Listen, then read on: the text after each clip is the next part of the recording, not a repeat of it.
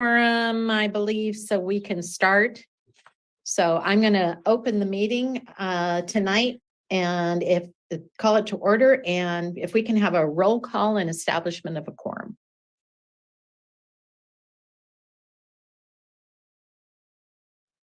Who's doing that? Chair Amadeo, Here. Vice Chair Woodson. Vice Chair Woodson. You're on mute, Glenn. I wasn't on mute. That's interesting. Yeah. So I guess I changed my thing. I'm here. Yeah. Okay. We heard you that time. Commissioner Herr. Here. Commissioner Rana. Commissioner St. John. Here. Commissioner Walton. Commissioner Jacobson. Here. Thank you. We do have a quorum, so we're going to go on to a moment of silence and the Pledge of Allegiance. Would someone like to lead us in the pledge? Please. I can do that. Oh, go ahead. Okay, Commissioner Herr. So I pledge allegiance to the flag of the United States of States of America America. and to the republic for which it it stands, one nation under under God, God, indivisible, indivisible, with with liberty and justice for all. for all. Thank you, Commissioner Herr. We will go on to special announcements, and we will start with our attendees. We have one person who has raised their hand. I'm looking for the one. Oh, Audra Walton, I just saw is in the attendees section. So if we can promote her, please. Encounters here. There we go. Yeah. Okay. So Audra, were you the one that was raising your hand? Because I can't see who. It was Luis Miramontes, Chair Amadeo. And I don't even see her on my list. So if she would like to go ahead and make her comments, not on the agenda tonight, that would be fine.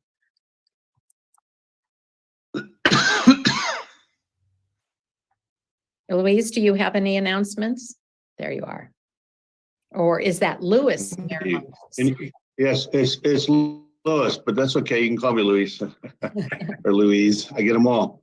Can you hear me? Yes. Okay, so I'm a resident at Sea Haven, and I'm here as a homeowner wanting to listen to the presentation on the proposal regarding the condominium lots at the Sea Haven complex. So I'm not sure if now's the right time, but I just wanted to make sure I'm here. I'm here. Okay. Present. This is not the right time. You speak to that issue when it comes up. Okay, thank you. Thank you. First time on here, so thanks for the guidance. No problem at all. Thank you. I'm glad you're here. And I see another hand up, but again, I don't see who it is. Guido, do you see who it is? I don't understand why I'm not seeing the people who have raised their hands. Guido, I believe you're muted. So one is Penny Oliver and the other is David Gonzalez. Okay, so, and they're not showing up on my screen. That is very weird. So, Commissioner Herr, you said you saw who they were. Would you recognize them for me, please? Then I will go by order that appears on my screen. Okay. Penny Oliver, could you speak now? Hello, can you guys hear me? Yes. Yes. Hi, I'm here on behalf of Sea Haven as well, concerned about parking. Okay, and Penny, proposed parking and Penny, I need to interrupt you. You can't speak to an item that's currently on the agenda until that item comes up. okay, thank So you. that's I just fine. want you to know that I'm here for that reason as well. Thank you. Okay, very good. Thank you. And Commissioner Herr, you said you see the other person? Another person's, this gentleman's name is David Gonzalez. I hope I'm pronouncing his name correctly. Chair Amadeo, Mr. Gonzalez has sent us a couple comments about Sea Haven, so I believe he's here. for- Okay, so he's here for the same reason then. So, Okay, so again, if he will wait until we get to that portion of the agenda. I'm very concerned because I'm not seeing all the, Did you check over on attendees, Madam yes, Chair? that's where I'm at. Oh, I got them all here. Yeah. And I have the number correct, but not all of them are scrolling into position. And I don't know why. It's very weird. So I see all of the staff. I see, and I see, this is weird. I see Glenn Woodson listed. So I don't understand what is happening, but if other people can step in for me, that would be greatly appreciated. Thank you, Guido. Chair, you double checking your thing. I think you have the panelist clicked on top. So click on the right-hand side at the top, click where it says attendee and see if that changes that. Thank you. I thought that that's what I had done and I hadn't because it was showing one with the hand up. And so thank you very much. I'll just be honest. I'm very stressed right now. And so I appreciate the assistance. Okay, let's move on to our commissioners and commissioners. If you have any announcements, now would be the appropriate time to do it. And I am looking for hands again, and I don't see any commissioners with their hands up. So let's move on to any ex parte communications or disclosures that you need to do at this time. And any hands? This is on any item that is on the agenda. And I am looking at panelists and I see Audra. Did you have a disclosure to make at this time? No, ma'am, I just wasn't fast enough to let you know. I just wanted, with respect to announcements, to let you know that I had finally made it into our meeting. Thank you. Thank you. Okay, so let's move on to informational items. The first one, item 6A, is a verbal presentation on the provisions of the municipal code and zoning code that need to be amended in 2023. And this is being presented by our Community Development Director, Guido Persconi. Madam Chair, I believe that was the last. Oh my goodness, I thought it sounded familiar. I'm looking at the draft minutes. I'm really having a hard time. Vice Chair Woodson, you're here. I'm sorry, it's been a very emotionally difficult week. So if I can have Vice Chair Woodson take over for me tonight, I would really appreciate it. Sure. Thank you. This will be fun because now I have to figure out what I'm doing completely. I have an excuse. I'm the vice chair and I've never done this before. All right, so I have the agenda. So I think if we're going down through this right now, we're at the agenda phase. So we've done a roll call, we've done a moment of silence, special announcements, ex parte we've done. We're at the consent agenda at this point, I believe.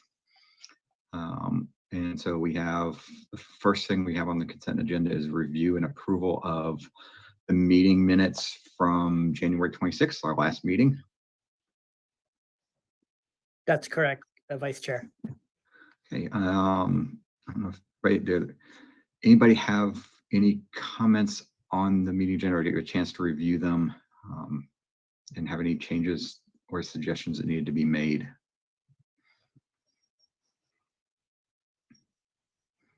It doesn't appear that they have. I will say that's a no answer is a good answer. So at that point, somebody to make a motion to approve the minutes. I'll make a motion that we approve the minutes of the meeting of January 26th, 2023 as presented as a draft action. Great. I'll second that motion. Now we have, I'm gonna have to figure out how to read everything in here so I can see who actually makes all the statements and makes all the seconds. Okay. Vice Chair Woodson, we'll take care of that as staff. Karen's on. Perfect. Thank you so much, because my little small 14-inch laptop screen is not like my big 30-inch screen that I have. So we have a motion, we have a second. We take a roll call vote on approval of the minutes. Chair Amadeo, Yes. Vice Chair Woodson, Yes. Commissioner Herr, Yes, Commissioner Rana, Yes. Commissioner St. John, Yeah, yes. Commissioner Walton, Yes. Commissioner Jacobson. Yes. Motion passes. Thank you very much for that. Okay, we're making great progress. We have a lot we have a lot on the agenda tonight. So the next area that we have on the agenda is going through public hearings. So we have a large number of items on this. As most of you know, the order of those tonight we can start with is the amendment to the general plan, where we are being asked to consider adopting a resolution of the commission recommending the city council adopt amendment to section 4.105 on the emergency preparedness requirements.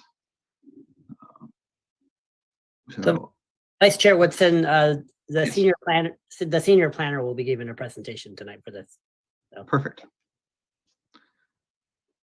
Good evening, Vice Chair, Chair, and members of the Planning Commission and the public. I too am having some technical difficulties tonight, so I'm hoping Guido, I emailed my PowerPoint to you just now. If Okay. you can, Absolutely. I don't know what's going on with my computer, but Give me also having difficulties. 1 second. Perfect. Thank you. So this is a minor general plan amendment to section 4.105 of our current 2000 general plan. It's the emergency preparedness section. Next slide, please. The amendment to the 2000 general plan is requested by the fire chief to be eligible for additional state and federal funding under AB 2140. And this assembly bill requires that a general plan safety element includes either its own local hazard mitigation plan or a reference and incorporation by reference of a multi-jurisdictional hazard mitigation plan. And let me move my little screen. This minor general plan amendment does reference the county's recently approved multi-jurisdictional hazard mitigation plan in the Appendix G for Marina, which has been approved by FEMA already. It's already been adopted by the Marina City Council and approved by the county. Next slide, please. So the county's multi-jurisdictional hazard mitigation plan is updated every 5 years. This plan includes all cities and several special districts throughout the county. There are a couple of benefits to participating in the county's consolidated efforts, which include not having to prepare individual hazard mitigation plans for each jurisdiction, having to take on that additional work. And then it does increase eligibility for a wider variety of state and federal pre and post disaster funding. Next slide, please. So this is obviously a very wordy slide. I'm not going to read through this, but your resolution in your staff report includes the existing language here on the left and the proposed language on the right, which simply incorporates that this new wording is in compliance with the Disaster Mitigation Act of 2000. It's a federal law.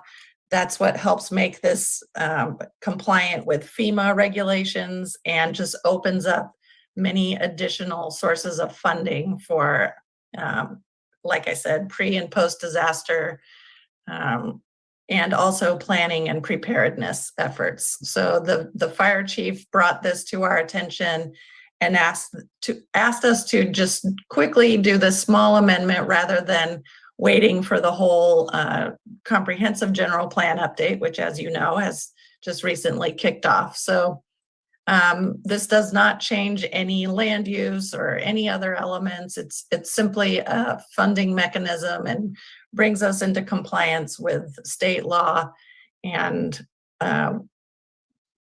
makes this a funding mechanism that will create many more opportunities for the city in the event of a variety of different types of disasters. And I know that Chair Amadeo had a question about the Appendix G.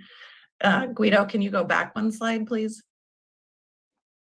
Yeah, so here, the Appendix G, the entire Appendix G was included in your staff report, but this is just as it's actually, sorry, they call it an annex, which was always hard for me because I've never heard of such a thing called an annex, but the Monterey County Office of Emergency Services prepares this multi-jurisdictional hazard mitigation plan, and all of the cities and special districts have their own individual annex. And for the city of Marina, this was prepared predominantly by the fire chief. So again, because this is updated every 5 years, it might not have the most current local or city information having to do with like very specific city related council members or things like that. But it's really intended to be a longer range planning document. So that's why it's not like this day up to date. But Guido, if you could go 2 more slides. Yeah. So I'm available for any questions. I think that Fire Chief Doug McCoon is on the meeting. I'm pretty sure if you have any questions specifically of him. But if you don't have any questions for staff, I did provide the staff recommended motion here for you, for whoever feels like making a motion when the time comes.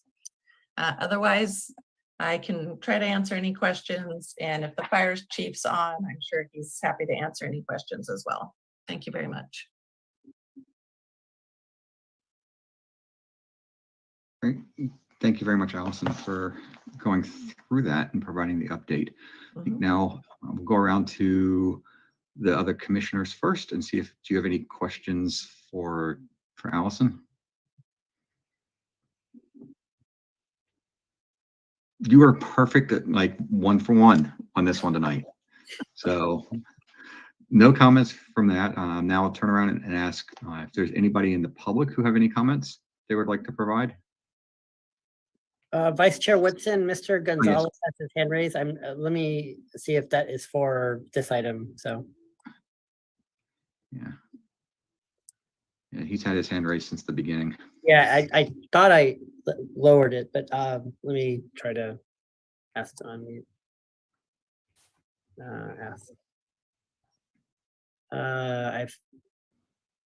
David, are you there? Yes, sir. Thank you, Guido. I was just trying to find out, and my wife just informed me, apparently these items are not recorded for the public for a future date. Am I correct? No, AMP is on the call. AMP is our media group. They record these.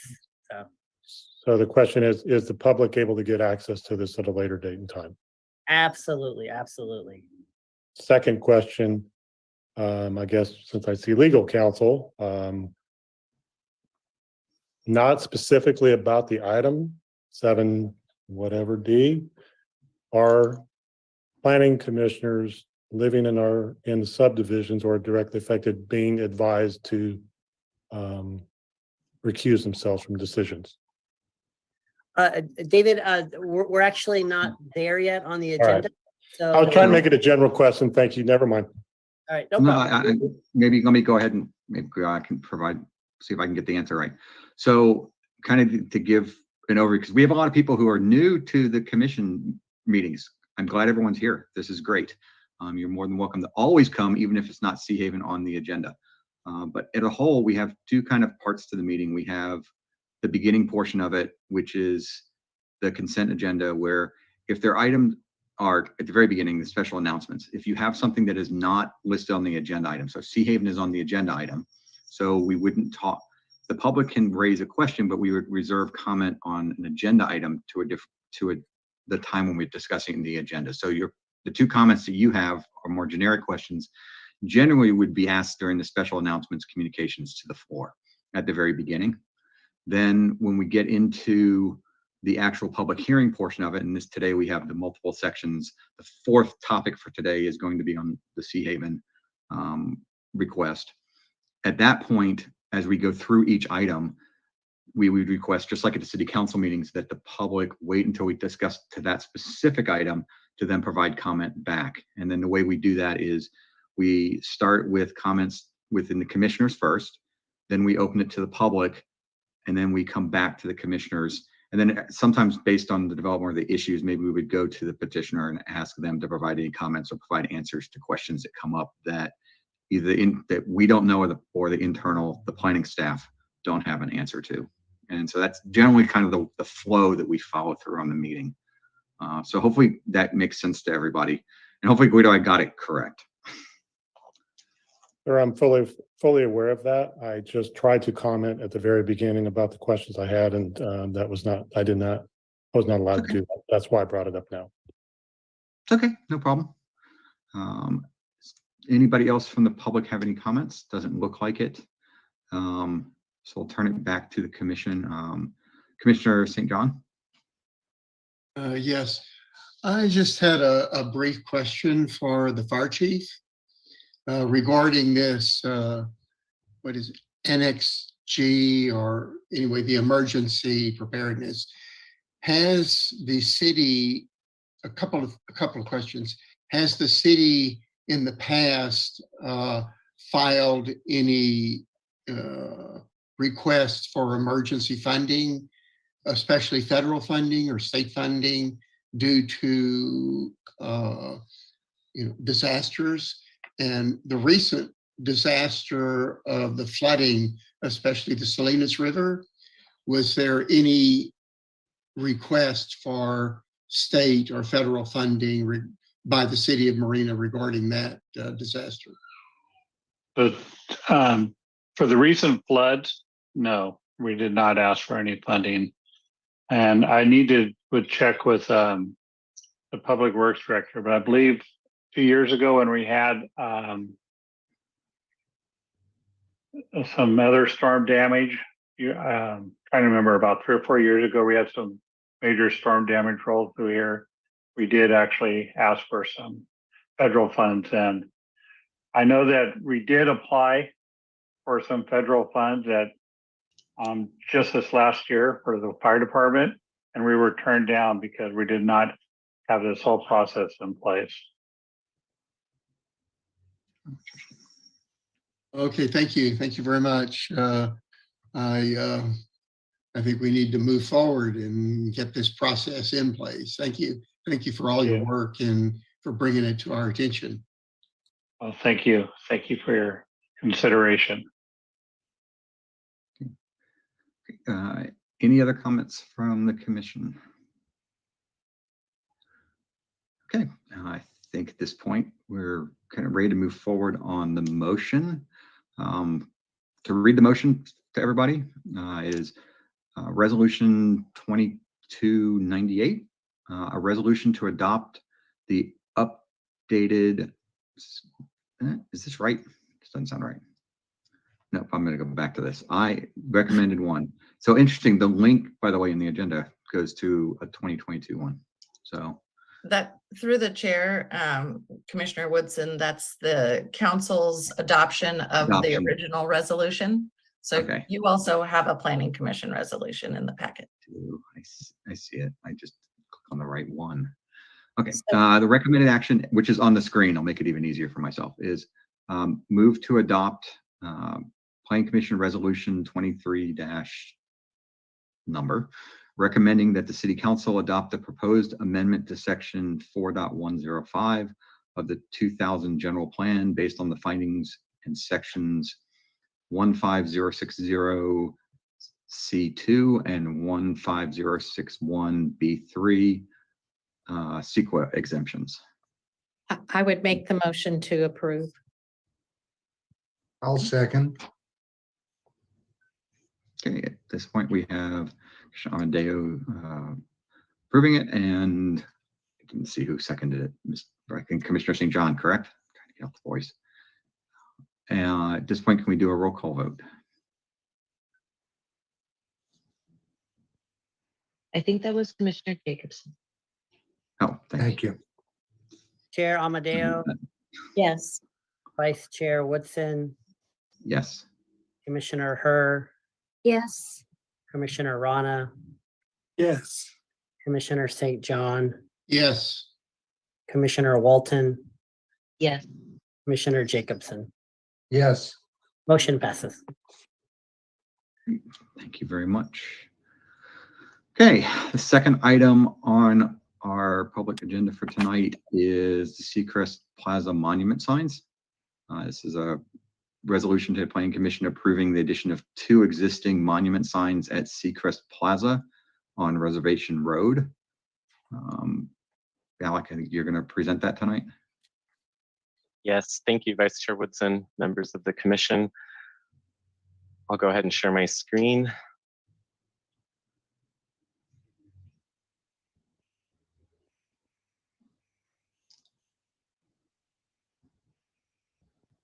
The applicant is proposing modifications to 2 existing monument signs at Seacrest Plaza.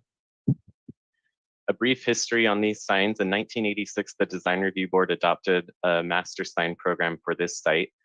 The initial proposal included 2 monument signs, each of them consisting of 3 panels. 12 years later, in 1998, the DRB approved modifications to the master sign program for this site. At this point in time, each monument sign was expanded to 6 panels. And then there was a specification in the approval that additional tenant panels would require approval of the Design Review Board. So we're here tonight looking at plans that the applicant has submitted to add 2 additional tenant panels to each of those existing signs. The proposal, this is the sign elevations for the sign that's facing Seacrest Avenue. And then a slightly different combination of tenant panels facing Reservation Road. The signs are consistent with the Marina Municipal Code. The applicant is allowed 1 sign per principal street frontage, and there are 2 signs proposed. The sign area would be increased from approximately 84 square feet to 99 square feet, which is also consistent with the code. And then the signs are within the height limitations established in the code as well. I am happy to answer any questions that you may have about this proposal, and I believe that a representative of the applicant, Mike Dosha, is on the call as well. I'll go ahead and stop sharing my screen now. Great.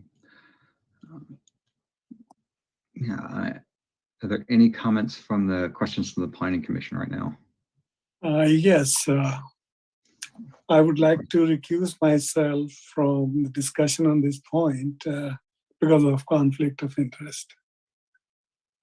Thank you. Okay. Thank you. Any other Commissioner Jacobson? Let's see, I think it's on you, and then. Yes, sir. I have a question of the applicant. This sign is larger in square footage than the one that exists. But the framing is very similar. It's the brick on the, on the sides and then the wood on the top. Is the whole sign going to have to be destroyed and made larger, including the brickwork and the woodwork on the top?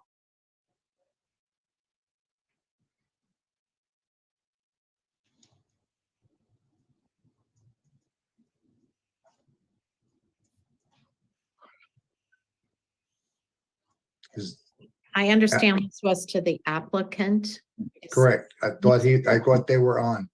I am on. I'm sorry, I was muted. Can you hear me? Yes. Okay. Hi, I'm Mike Scott. I'm with Bill Moore and Associates. We're a sign contractor. We did an initial survey of the monuments, and the brickwork and the wood on top is in good condition. The cabinets are corroding because of the salt air. The electrical boxes are rusted out, and there is currently no power to the signs. So our refurbishment of these monuments will only include the cabinets themselves and the electrical. We will not be touching the brickwork or the woodwork on the top. All right, great. So there's no demolition really required. Right, it's just removal of the cabinets. Thank you.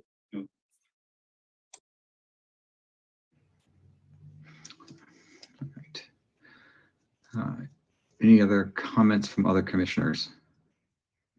I think that you answered one of mine, because it looked like they were powered at one point, but I've never seen power on them before. Yeah, there is power boxes, but they're completely rusted out, and there's no electrical service to them at this point. Okay. Great. Thank you very much. If there are no other comments from the panelists, any comments or questions from the attendees tonight? I don't see anybody has raised their hands, Vice Chair. No, I don't see anybody either. So at this point, come back to commissioners one more time, one more chance. Okay. Alec, could you pull the proposal up? There, 'cause my memory is failing me. All right. At this point, go ahead and make a motion to approve or to adopt PC Resolution 23-0 number, approving the addition of 2 existing monument signs at Seacrest Plaza at 270 Reservation Road, based on the findings in a Class 11, Section 15311A CEQA exemption. I'll move to approve. Okay, so we have a move to adopt. Do we have somebody to second that? I'll second. Great. We have a second. At this point, can we do a roll call vote? Chair Amadeo, Yes. Vice Chair Woodson, Yes. Commissioner Herr, Yes. Commissioner St. John, Yes. Commissioner Walton, Yes. Commissioner Jacobson. Yes. Motion passes. Great. And just a friendly reminder from staff, if you do have to recuse yourself from an item, we do ask that you do that before the staff presentation, and you do have to shut off your video and your audio, and then so that's been the protocol. Okay. Assuming that Spartan, that he's back at this point still. I think he shut off his video, and I don't know. I'm going to assume. I've asked him, Vice Chair, to turn on his video and turn on the microphone. He has not responded right now, but I will try to email him. So. Okay. Perfect. Thank you very much. As we transition to the third item on the public agenda today, that is regarding Joby Aviation. They are coming to us to present a request to adopt a resolution for site and architectural design review on their application for adding a liquid hydrogen refueling facility at 3200 Imogen Road as part of their larger Joby Aviation project. Nicholas, I think you're going to give us the presentation tonight on that. Yes, I am. Thank you, Vice Chair Woodson. I'm going to share my screen for.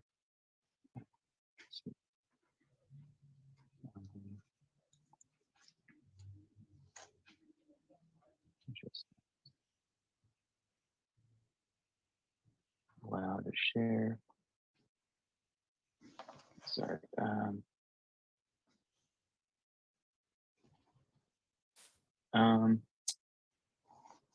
I actually am having a little technical difficulties. Can you give me 2 seconds to just sign on and sign back off?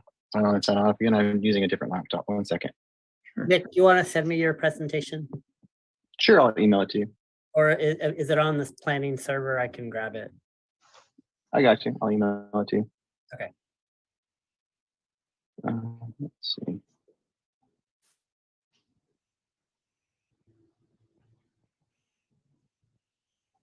Okay. Just sent it to you. Okay. We'll have to wait for it to be landing in my box. So apologize, Chair. Vice. Here we go. Here we go. Alrighty. I have it, Nick. So Okay. You want to bring it up for me? yep, we'll do. We'll do. Okay. Thank you, Guido. Okay. So today I'm here to present on the Joby Aviation Hydrogen Refueling Station. Next slide, please.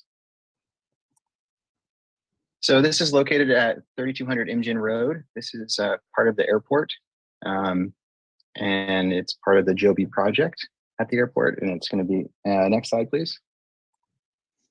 In the airport, aviation fuel facilities are permitted use, and this proposal meets all standards of the airport district's A1 zone. Here, next slide. Yeah. Here you can see this is the site, current site. On the top of the screen is actually Imjin Road, and then there's a large building to the left of it. The distance between the proposed site, which is hard to see in this photo, but it's outlined in dotted lines on the right-hand side of the screen. That will be the proposed refueling station site, and that's about 200 feet from the road.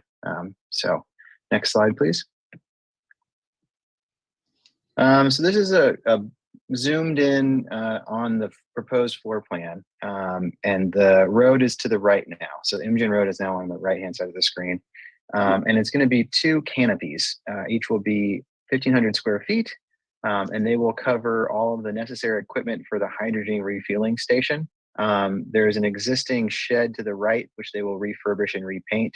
And then on the left-hand side of the screen, there's going to be a hydrogen refueling tank or hydrogen tank, I believe. And so this is a pretty straightforward 2 canopies. And if you go to the next slide, you can see that they're at the tallest, they're approximately a little bit over 20 feet. And the first canopy will be set back from the existing shed a good ways, and then the taller one will be set back even further. And so if you look at the proposed view from Imjin Road Gate, this is also in your packet, it will be very difficult to see. The painting, the colors that they're going to paint this structure will be the same colors as you would normally see at the airport. And it will be very difficult to see with the existing topography, as you can see from the existing Google Street View on the bottom left-hand side of the screen.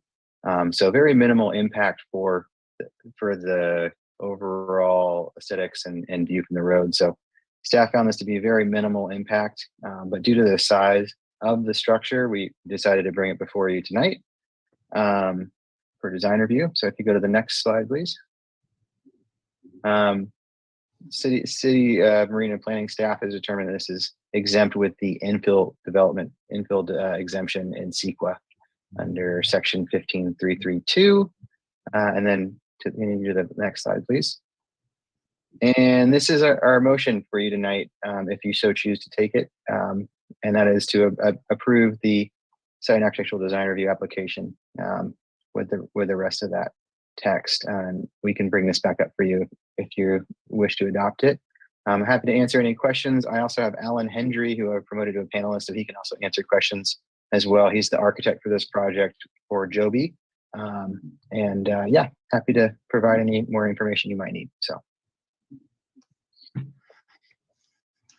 Thanks. So I have a couple questions. I'll come back to mine. So we'll start with the other commissioners first. Start with Commissioner Russo.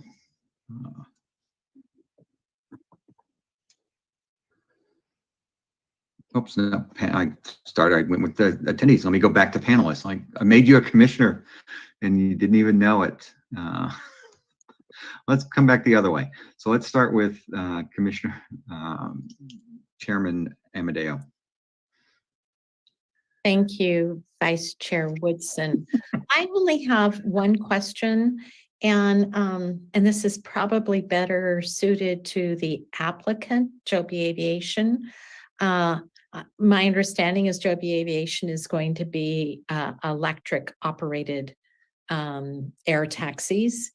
And this is they're in the design phase, and I wondered what liquid hydrogen had to do with the production of this type of aircraft. If you're going to approve something, I think you should know what it's for. Alan, did you want to respond to that, or Matt Mogensen? Did you want to respond to that? I see you. I can. I would hope that Nick Whiting with Joby would be on here as well.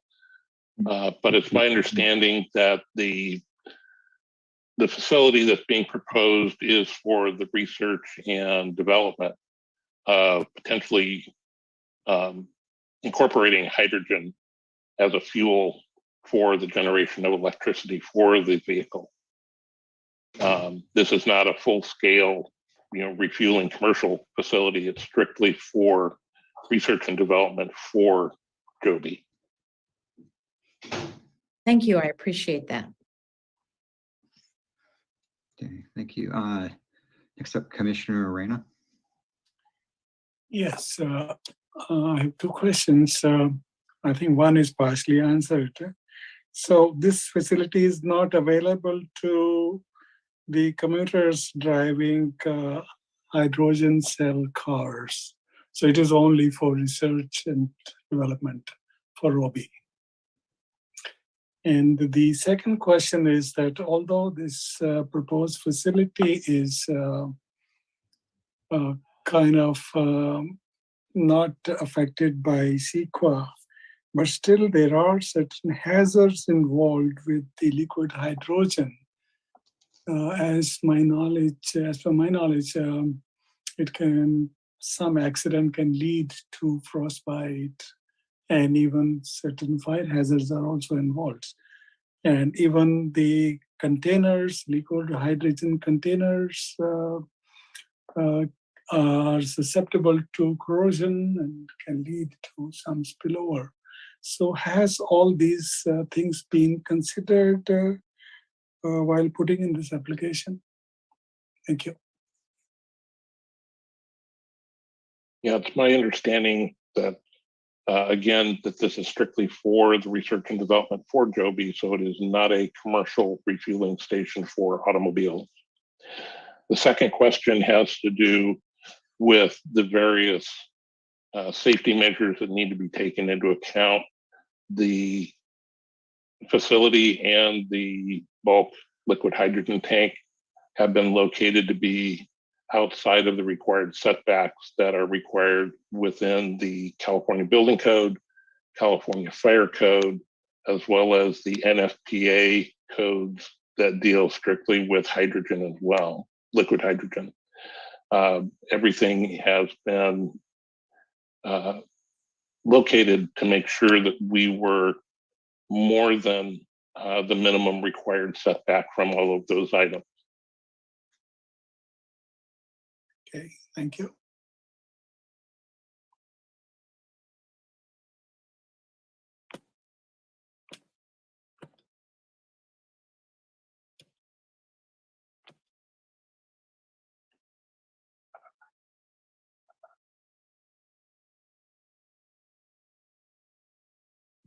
I'll just say we do have Doug on the call as well, and Fire has done a full review of this application as well for fire safety, and he can speak to the fire safety of it as well. But it's staff's understanding that it is built to the standards that Alan has just mentioned.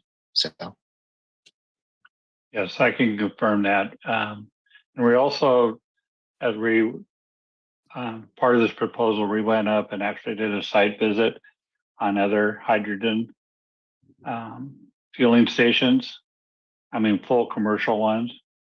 And we've also been working with the, I'm trying to get to, there's a hydrogen fuel cell partnership that covers all of California. They have a lot of resources.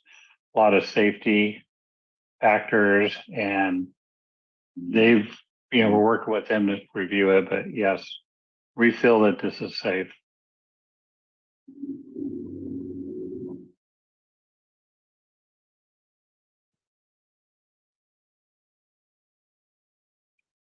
I'm not sure what's where Yeah, we're in the process here.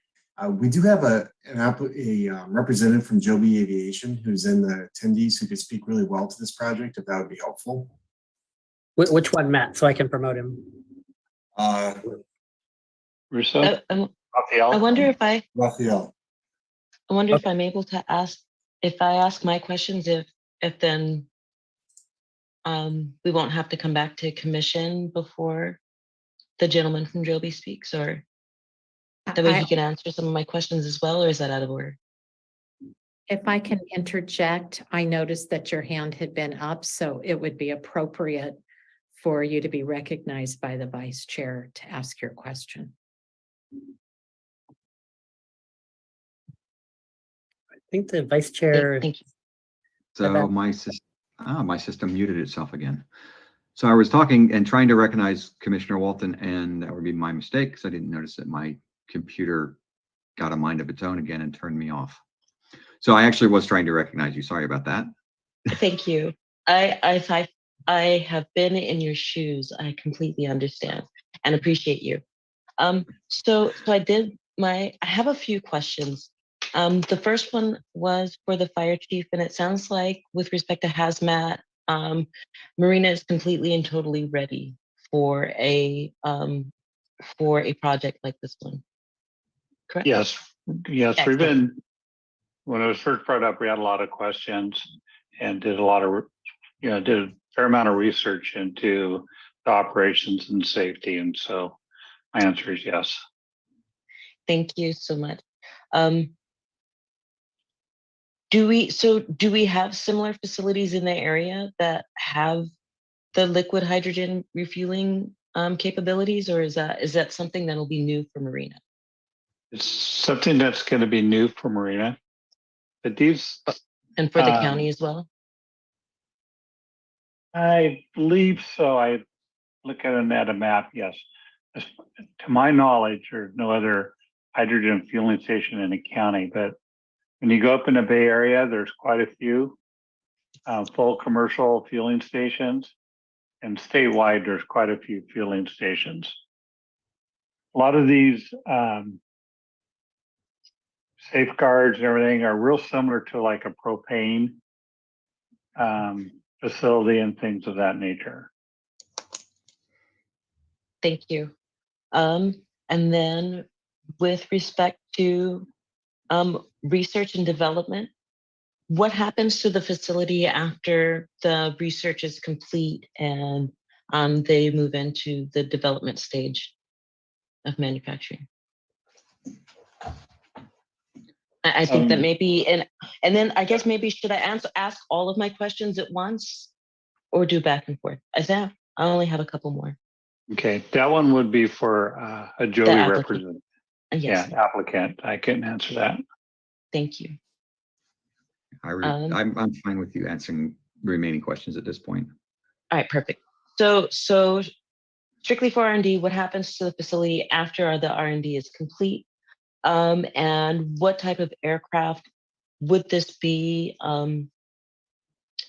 fuel for? Is it for the electric operated air taxis or for something else? And last question is, what will this mean for air traffic during research and development and then after? Thank you. Thank you, Commissioner Walton. I think, Chief, you've answered most of the fire safety type ones. I think the last three questions are probably geared more towards Joby Aviation, if they would like to respond to that. Yes, I can go to those. Good evening, everyone. I'm with Joby Aviation. I'm leading up this hydrogen R&D project. So correct, it was earlier mentioned, Joby's main and full focus is the electric vertical takeoff and landing aircraft, and that remains the case. My role within the R&D effort is to explore the hydrogen opportunity which is a great opportunity in aviation broadly. The chief two reasons are electric aviation is limited in range. Current technology and future technology doesn't expect ranges past 100 to 100 miles, and hydrogen will enable that. So that's one of the biggest drivers. And then second, the sustainability element of hydrogen aviation is something that is unique to hydrogen, and according to many studies, unlikely to be replaced also by sustainable jet fuel. But more broadly, hydrogen is regarded as the only way to decarbonize fully aviation. Turning on to the specific questions. So the aircraft that we're going to use is the same airframe as the current eVTOL program. We call it the S4 aircraft. And the aircraft we're given is a 5-seater aircraft. However, throughout the duration of this project, we will not be manning the aircraft. They will be remotely piloted with an experimental certificate. So it's the same aircraft that that we're building for electric purposes. The part of the purpose of the facility, the chief purpose of the facility is the refueling of liquid hydrogen. However, before the actual aircraft is ready, that location will also be used for integration of the hydrogen powertrain into the existing airframe. We basically remove some of the batteries and include the fuel cell and the hydrogen side of the powertrain. And also the purpose, other than refueling for this space, is for maintenance and integration of other parts or new parts as testing develops. The other question that was asked is in terms of air traffic. This project is funded through government contracts, and we have a specific flight testing schedule we're going to follow. The testing will consist of long endurance flights. Takeoff won't happen in the proximity of the facility, and very specifically, will not be spinning any props or anything high power in the proximity of the liquid hydrogen tank. However, we'll be conducting flight testing very similar to what we do today, further down the road with our electric aircraft. So for all sakes and purposes, it will look very similar to what today's testing with the electric VTOL looks like, except that we will be able to fly for longer, for much longer times than what electric can. And lastly, the last question that was asked was what happens afterwards.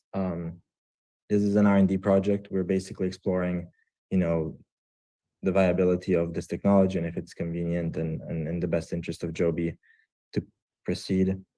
We haven't made firm, commitments or decisions in any direction following, first of all on the duration of the project itself, and then second on what happens afterwards. However, as was mentioned, the whole setup is very lightweight, so there's only basically the two metallic canopies and the liquid storage, so it would be quite easy to adapt to whatever stage we think is best afterwards. I believe that's all the questions. I will add a few more points that I heard earlier that I can add a bit more color to. And the first one is that Doug was absolutely correct. Although there aren't any refueling stations in neither Santa Cruz or Monterey County, there are more than 30 in the Bay Area counties up north and many other in Southern California. Also, there are about 70,000 commercially available or 7,000 vehicles in the world that run on hydrogen today. And that's all to say that hydrogen is an established industry, and specifically transportation for hydrogen is something that is picking up more and more. That's true for ground, as seen with all these refueling stations, as well as aviation. There's several companies that have existing hydrogen aircraft. A good example is H2Fly, a German company that Joby acquired 2 years ago with the intention of kickstarting that this hydrogen development. And the reason I mention H2Fly is because this is a German startup that has been flying hydrogen since 2014. So they have tremendous experience with the engineering, but also with the facilities and safety side of things. And they are, tightly involved with all the development going on here in the US.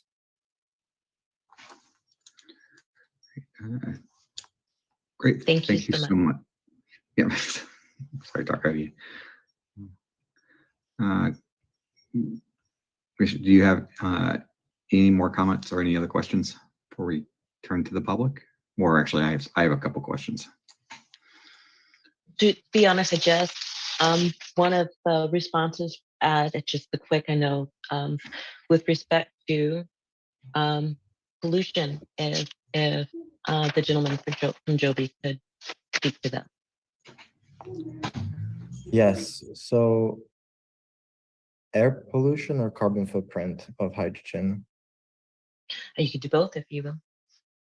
So we are going back to the initial exemption. We are using very minimal amounts of water, and this was for criteria that I won't go into, but that's why we're under the exemption. Hydrogen. So the vast much. First off, I guess hydrogen is very low carbon footprint. Unlike methane, for example, its impact on the upper atmosphere is of uncombusted or unused hydrogen is still very low. So basically, only in the rare scenarios we have to vent out some hydrogen would that generate some carbon footprint. The carbon footprint of hydrogen is actually only 3x CO2, which compared to refrigerant is in the thousands. So our normal operations do not expect venting of hydrogen. So the carbon footprint of 99.9% of the time, the standard operations are emissions free. There are maybe occasions for a good example is when storing the aircraft over time, short storage periods of a couple of hours to maybe half a day, it is most convenient to keep the aircraft primed with hydrogen. But if stored for longer time, you inert the system for safety by replacing basically everything that is with hydrogen with nitrogen. And that nitrogen is an inert gas, so it's it's a fully safe in every way once you've done that. That is an example of a process that would happen occasionally that would outlet a small amount of hydrogen into the atmosphere. In essence, this is very small amounts by weight of hydrogen, and in turn, very small amounts of actual carbon footprint. Hydrogen is a non-polluting gas. It also rises up into the atmosphere at, I think, 45 miles an hour because it's so low density. It basically shoots up. And so in terms of pollution to, neighboring individuals or households or whatever, that's, for both reasons, that's not, a concern, just looking at the physics of it. Thank you again. That's it for me. I appreciate you. Thank you. Another comment from the panels. I have a couple questions, and we'll turn it over to the public if they have any. The first one, since you're still here, and I'll work with Joby first, and I think maybe go back to the chief. The first thing is on the design as an R&D facility, since at this point the design looks to be really a temporary, like as you call it, lightweight design. Everything here is basically being temporarily put in, or is it looking for a permanent installation? And that would be I guess I would give them my questions. That's the first question. The second question I have, you talked to the fueling and unfueling, and unfortunately for me, I look at very big things. I used to work at Cape Canaveral where we were using liquid hydrogen at massive volumes, and if we had to unfuel, there was a significant process on the fuel drain cycle that of the hydrogen tanks themselves. That unlike propane that the chief was talking about, there is a fuel and drain cycle that comes up on the hydrogen over time because of the issues that you talked about on the evaporation and leakage. So I kind of if you could just kind of address that, because I'm curious at kind of at a local facility how that that works in relation, because again, I'm used to things at very big scale. And then the last one is, and assuming there really is an issue here, does this, because we're in a test program and you're using hydrogen fuel cells to replace the batteries to convert the electricity, does this change some of the design flight parameters that you need to fly on the air corridors when you're doing the testing? And those are kind of my three questions. I think we're probably Joby specific. Yeah, I can definitely answer those. So permanent versus temporary, we are building and installing the metallic canopies and the liquid hydrogen tank to, you know, a full code with seismic calculations and everything, you know, as required by the law. I think that, you know, in that regard, it qualifies as a permanent solution. What I meant earlier is simply that we don't know what 5 years from now, you know, our intentions are, but this project itself, which has an open duration in itself, is seeking to respond that. But you know, the shed on the existing shed, that's a temporary solution. Everything is being built with the intention of a permanent solution. Everything is being built to code for permanent installation, and it's really, you know, the only way that this can be done safely, as well as the fuel tank. Any conversations we've ever had about a permanent installation resulted in the supplier, this is an off-the-shelf storage supplied by a third-party supplier, you know, resulted in them requesting a permanent installation properly bolted to the ground with, you'll see in the application, there's a concrete pad of a certain depth that is mandated by the supplier through their knowledge of the system. So it's permanent in every sense of, you know, the legal element of it, the permitting element of it. It doesn't say much about, you know, the long-term duration of this, but that's an open question for Joby as well. Refueling and defueling, yes, Cape Canaveral is a good example. Those are significantly larger volumes than what we're looking at. So for some context, our aircraft can only carry about 30 kilograms of hydrogen, and on site, the stationary ground tank will carry 300 kilograms at its fullest. To give people a sense of what 300 kilograms corresponds to, hydrogen is very low density, even at very low temperatures. So 300 kilograms looks much bigger than it actually weighs. And an easiest way to think about it is 300 kilograms has the heating power, the megajoules, of roughly the same amount in gallons of kerosene. So about 300 gallons of kerosene. Now, again, the aircraft is 30 kilograms, so that's about 30 gallons of kerosene. We only expect to be fueling the entirety of the amount on any endurance flights, trying to prove, you know, maximum range or duration. So the vast majority of the time we'll be sitting with an aircraft fueled to well below than 30 kilograms. Meaning that if for any reason, which we don't expect, but, you know, there may be cases where a defueling procedure is required, and at that point, venting into ambient is an option. Fueling back into the original DOR is another. But the most likely solution we would explore is possibly running, basically the system, the aircraft itself is hydrogen plus batteries, of which the batteries are fewer in weight than the current electric aircraft. So basically, if we have to defuel for whatever reason, and we would just charge the batteries. Ultimately, these are all provisions that would reduce the amount of venting into ambient.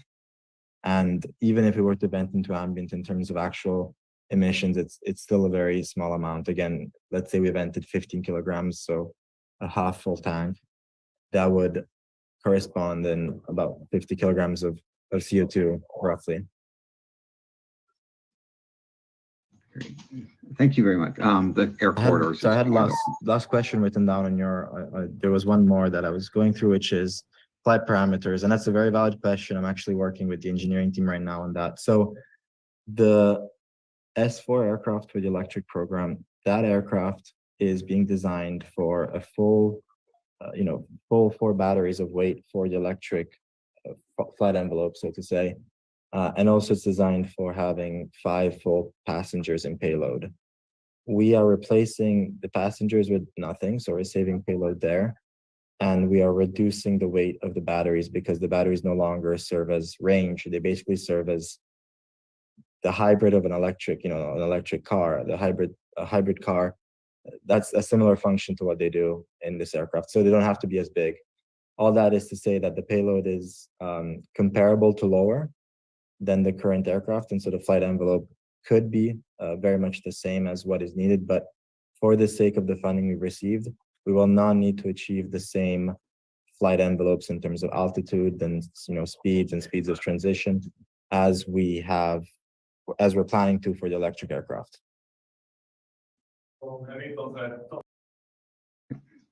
Great, thank you very much. I appreciate the answers to that. Actually, I think you answered my other questions on the safety side. So I don't have anything else at this point. I don't see any other hands on the panelist side. We have one person, Ms. Flores, on the public.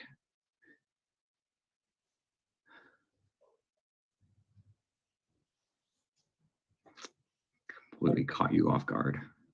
I asked Mr. Flores to unmute, so I'm going to do it again. So that's fine. He wasn't expecting that quick turnaround. Mr. Flores, if you're there, the vice chair is asking if you would like to speak on this item. Okay, he is not responding, Vice Chair Woodson. So if we want to move on, so. Yeah, actually, got a lot going, and I appreciate it. Especially questions. I'll turn it back to the commissioners again. Any last comments or any follow-up questions that you have at this point? Okay.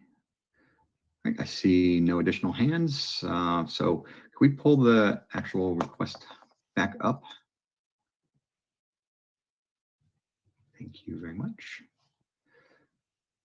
Thanks, Nick. So recommended action is that I move to approve the site and architectural design review application.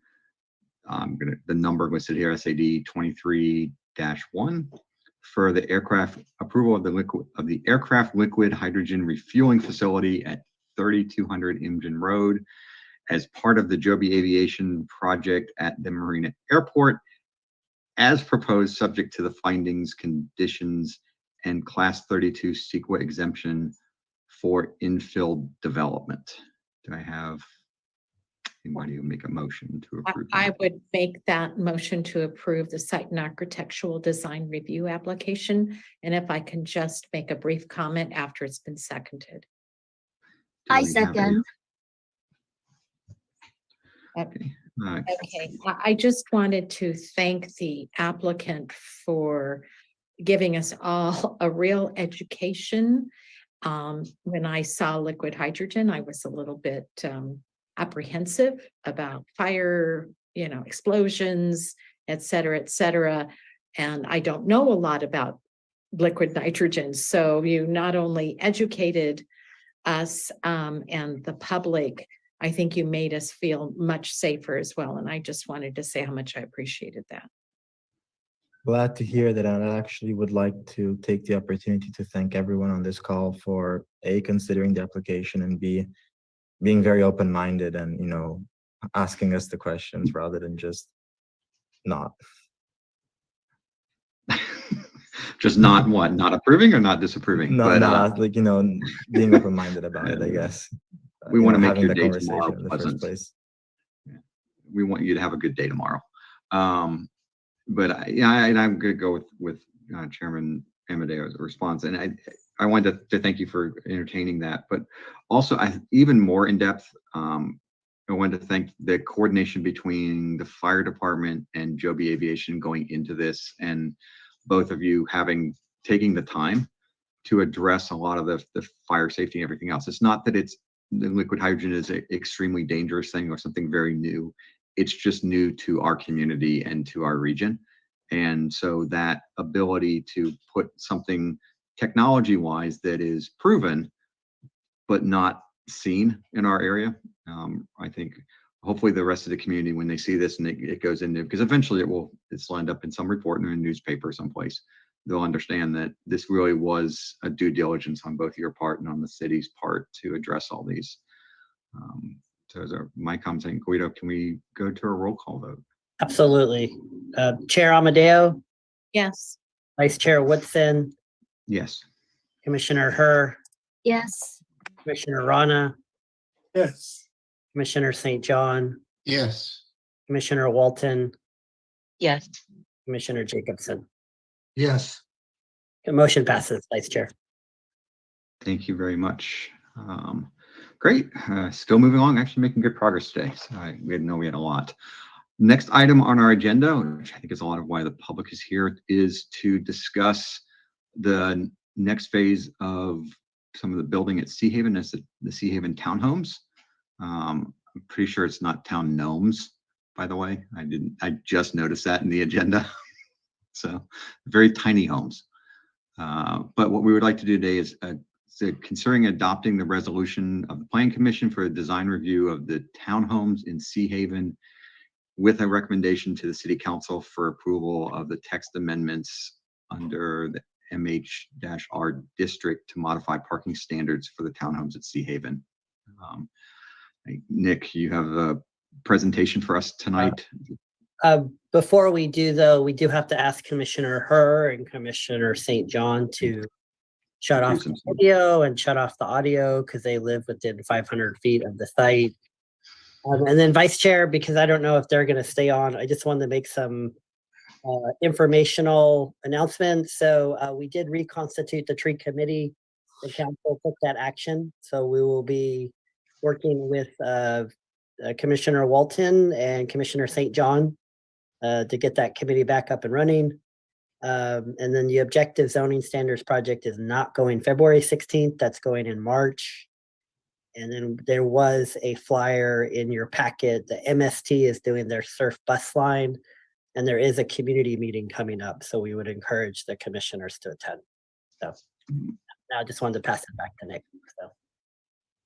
Well, before I'm going to do that, Guido, since we've gotten out of order, and I excuse the public for kind of jumping a little bit on the agenda item here, but I understand the concept since we have two of the commissioners who will leave, and this will probably be a somewhat extended one, so they don't know when to come back. Were there any other staff updates that needed to be covered tonight? No, that is it for today, Vice Chair Woodson. Okay, so I think at that point, so I just want to make sure since we're doing 9 and 10, since they're done, and the correspondence is actually included as part of this.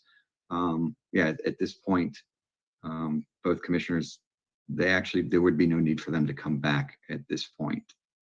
Right, and just to clarify, if they shut off their video and shut off the audio, they can listen in as members of the public. So just to clarify, so but right. Can participate.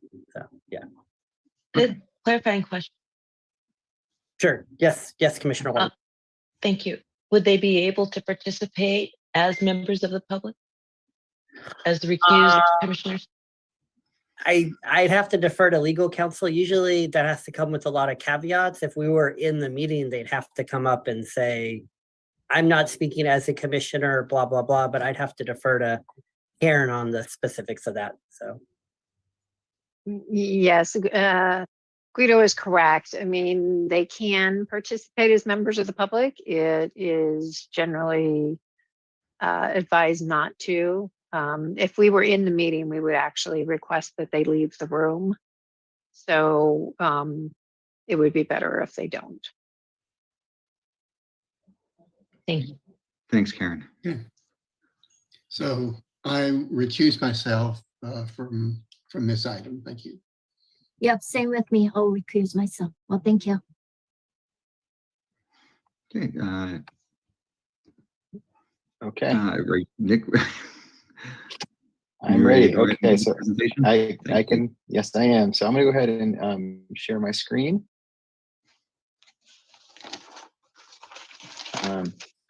Okay, so tonight we are going to go over townhomes in the Sea Haven development in the former Fort Ord area. Wanted to give a quick brief overview of the project information for the Planning Commission and the members of the public.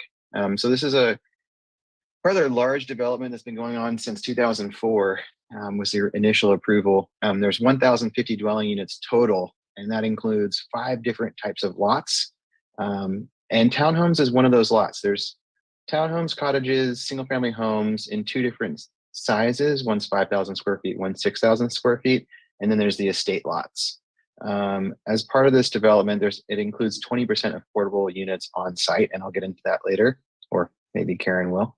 And there's also over 41 acres of walking trails and parks, and that includes the Oak Grove, which is currently open to the public, I believe, or the Arroyo Walking Trail, which is not yet ready. That's part of phase 4, and as well the city park, which is also going to be coming soon. So brief background specifically on the townhomes. As I said, the initial specific plan was first adopted in 2003, and then the city council adopted the community design guidelines in 2004. And later on, the CCNRs, the covenants, conditions, restrictions, and reservation of easements was recorded in 2016. And then the city approved the first development agreement, first amendment to the development agreement in 2018, July of 2018, which extended the terms requiring development to pay the new city fee.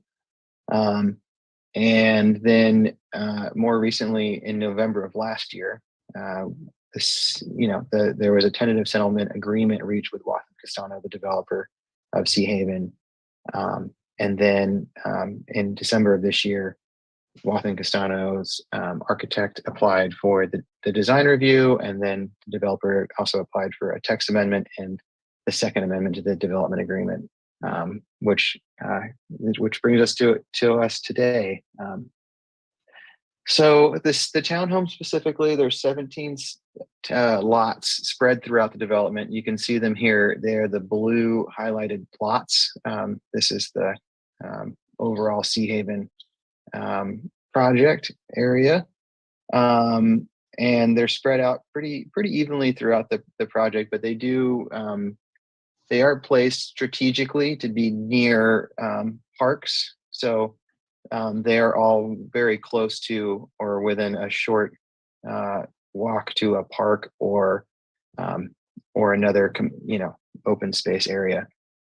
For this project, the applicant has proposed a site plan design that is fully compliant with the MHR district zoning. So originally Sea Haven was called Marina Heights. It's now referred to as Sea Haven. So just for that clarification, with the exception, of course, of parking. And so that brings us to, but before we get into parking, let's go through the actual design review, which is before you tonight. So this is the Sea Haven floor plans. They are exclusively 2-bedroom units. They're approximately 900 square feet in size, and the standard unit comes with 1.5 baths with 1 full bathroom on the second floor and a half bath on the first floor in each of the units. And then you can see each unit would have their own dedicated garage space, their own dedicated area for trash behind the garages, and staff require that they actually put up some screening to hide that from the public view, which you can now see in this elevation. The garage is right here, and then you see the townhomes elevation there. So 4 different views. All of this is in the packet. The design, the applicant will speak more to the design. Staff notes that it does have elements of the other designs for the other existing styles within Sea Haven. They have 5 different styles, and this does have some elements from each one. And then they've also provided with landscaping for the interior lots and the corner lots. All of the types of trees and plants fit within their revised master plant palette. And here's the corner lot. Now switching gears to the parking reduction recommendation. So as part of the Sea Haven specific plan, within the transportation section, I wanted to bring to your attention a few different parts of that.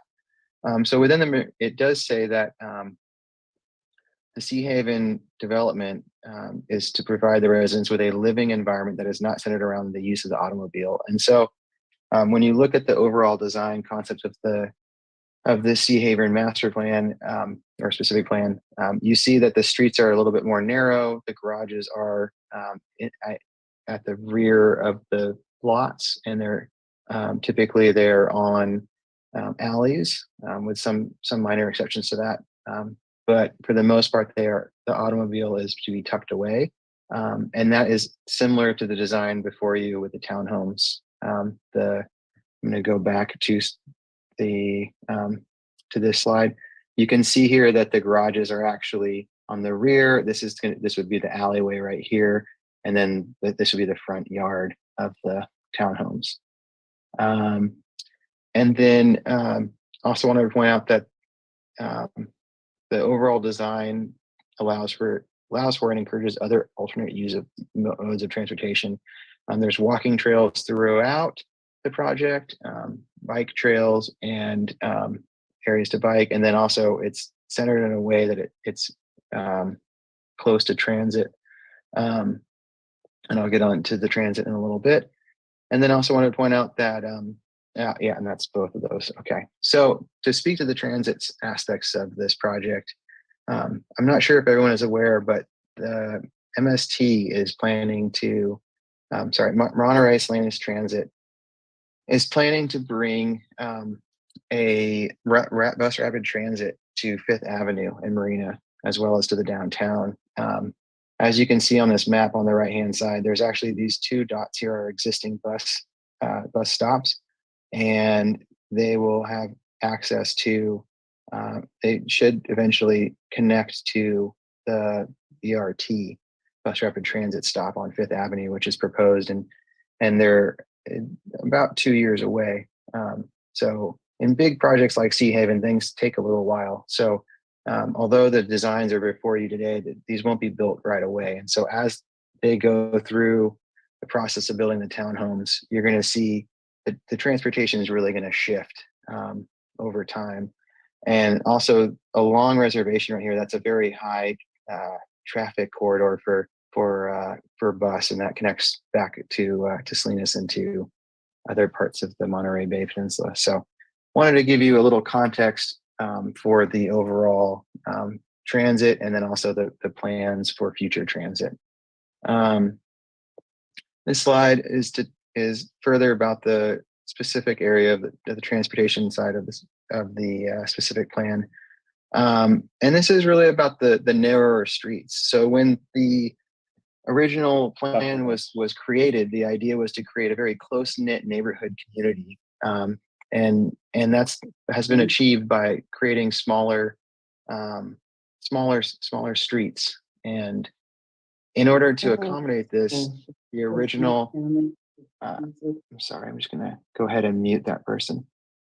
Thank you.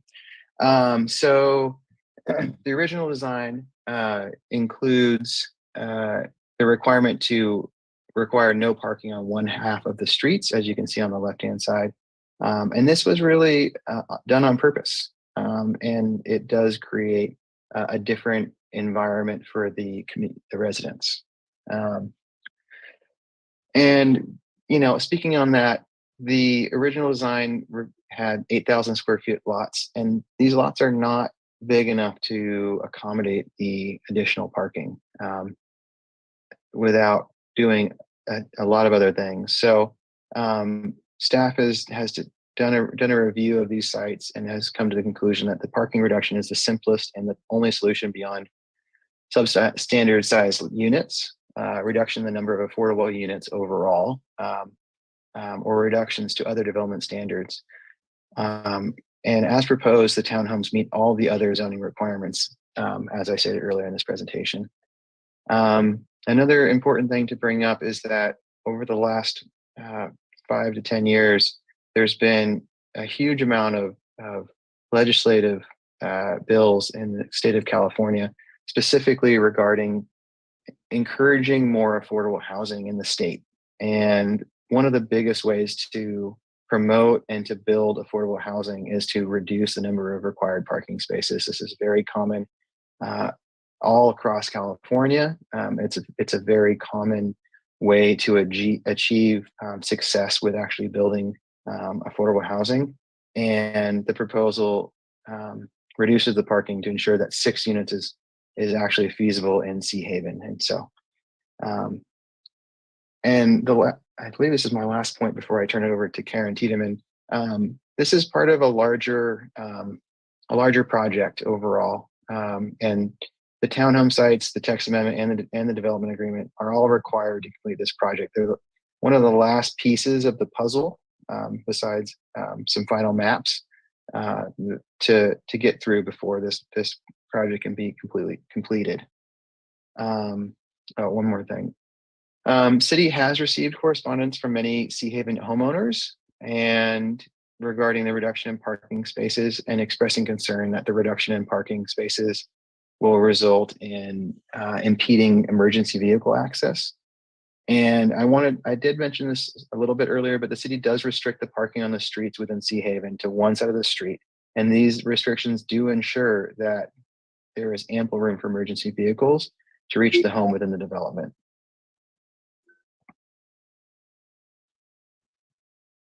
And so without further ado, I'm going to pass it over to Karen Tiedemann to take over from here. Thank you. Good evening. For those of you that don't know me, I'm Karen Tiedemann with Goldfarb and Lippman. We are outside counsel for the city, and I have been involved with the Sea Haven project since its inception. So the second action that is before you tonight is to make a recommendation on the second amendment to the development agreement. So I want to provide a little background on that and also a little background on what your role is. So when the Sea Haven project was approved in 2004, the city entered into a statutory development agreement with the developer. And what that did was give the developer vested rights in the approvals that had been granted for the project. The development agreement was an important approval for the developer because this was always contemplated to be a multi-phase project that would be developed over a number of years. And so in order to ensure that the entitlements remained valid, the development agreement did that. The original development agreement had a 14-year term.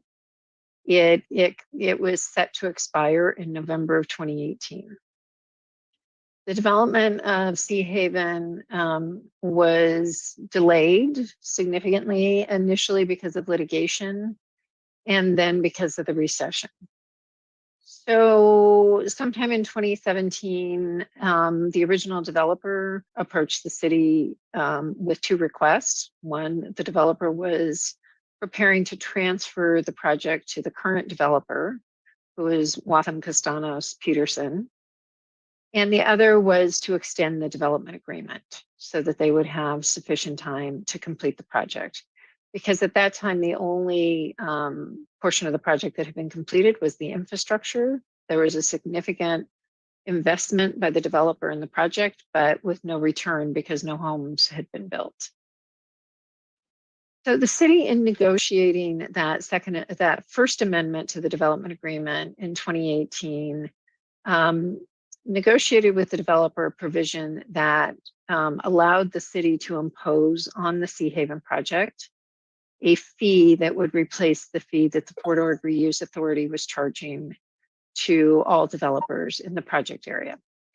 And this was a really important provision for the city because when the Port Orford Reuse Authority dissolved, the city inherited certain obligations related to base-wide facilities and mitigations.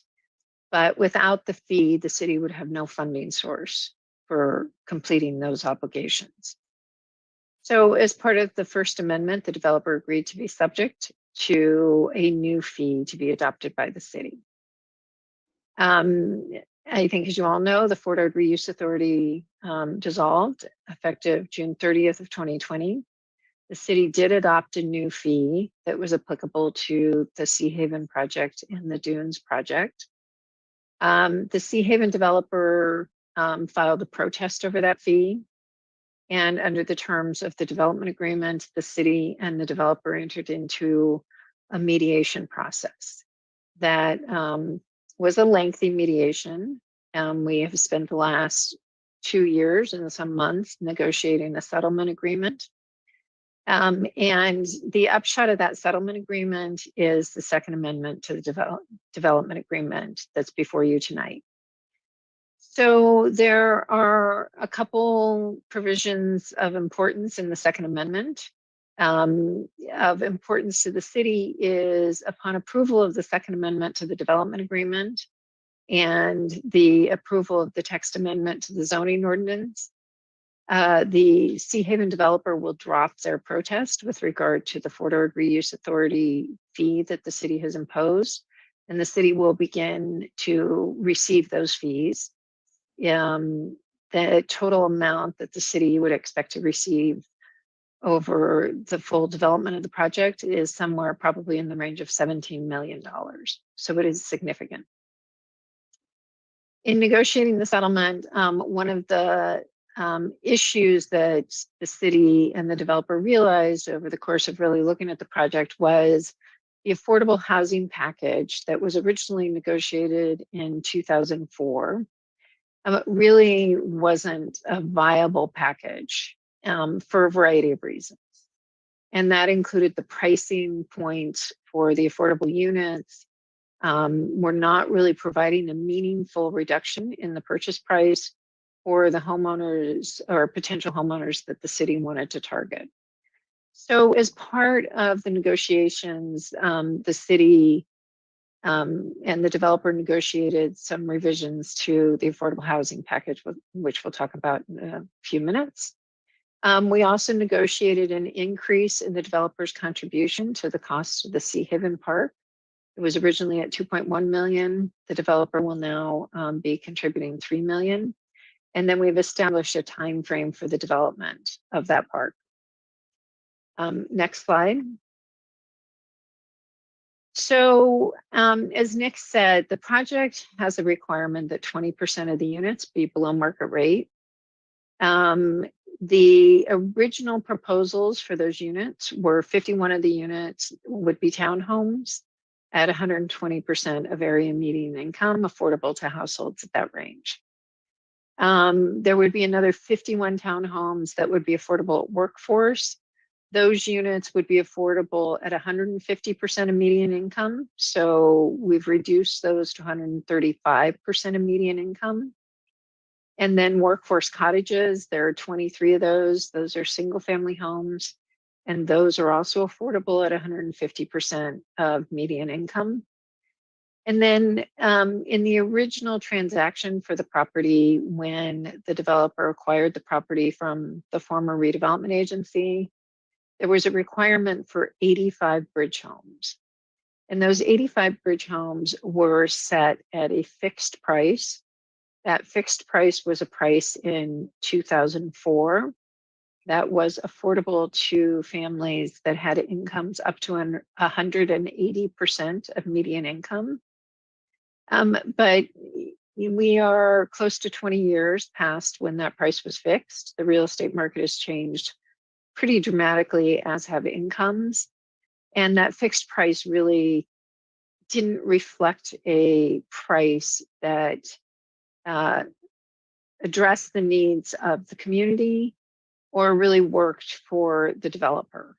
So if we can go to the next slide, you'll see how the development agreement really changed the below market rate program. So the moderate income townhomes remain the same, and these are projected prices These prices really, they depend on a couple things. One, they depend on the percentage of income that is allocated towards housing costs. So you'll see under the moderate income townhomes, 35% of the household's income, if the household has an income of 120% of median income, is allocated to affordable housing costs. And then through a rather complicated process, we kind of back out that number and determine what is an affordable purchase price. So the purchase prices you have here are based on prices that we projected, I think probably from last summer. They will change depending on interest rates and other factors that are taken into account. But this gives you a sense that the moderate income townhomes, all of which are 2 bedrooms, that was one of the other things we'll negotiate, and I'll talk about that in a minute, that we negotiated, would be in the range of $365,000. The workforce townhomes, which originally were targeted to households at 150% of median income, as part of the change to the development agreement, that has been dropped to 135% of median. And the portion of the household's income that can be dedicated to housing costs has been dropped from 40% to 35%.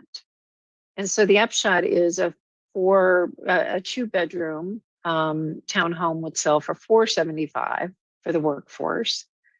The prior program didn't have 2-bedroom townhomes in this category. So what we have to compare it to is the 3 bedrooms, and that would have sold for significantly more. And one of the issues that the city was addressing in negotiating this is these townhomes, as you've seen in the site plan, are fairly small products, and purchase prices in the range of $700,000 for a small product didn't seem to be addressing the market and the need in the community. So by reducing the purchase prices, we've created a program that will provide opportunities for households that might otherwise not have an opportunity to purchase a home, and a purchase price that is commensurate with what the product is. So the workforce cottages, as part of the development agreement, we also dropped the pricing on that. So instead of being affordable to households at 40% of median or household income that is devoted to housing costs being 40% of household income, it's now 35%. So that results, as you see in the yellow, in pretty significant price drops as well.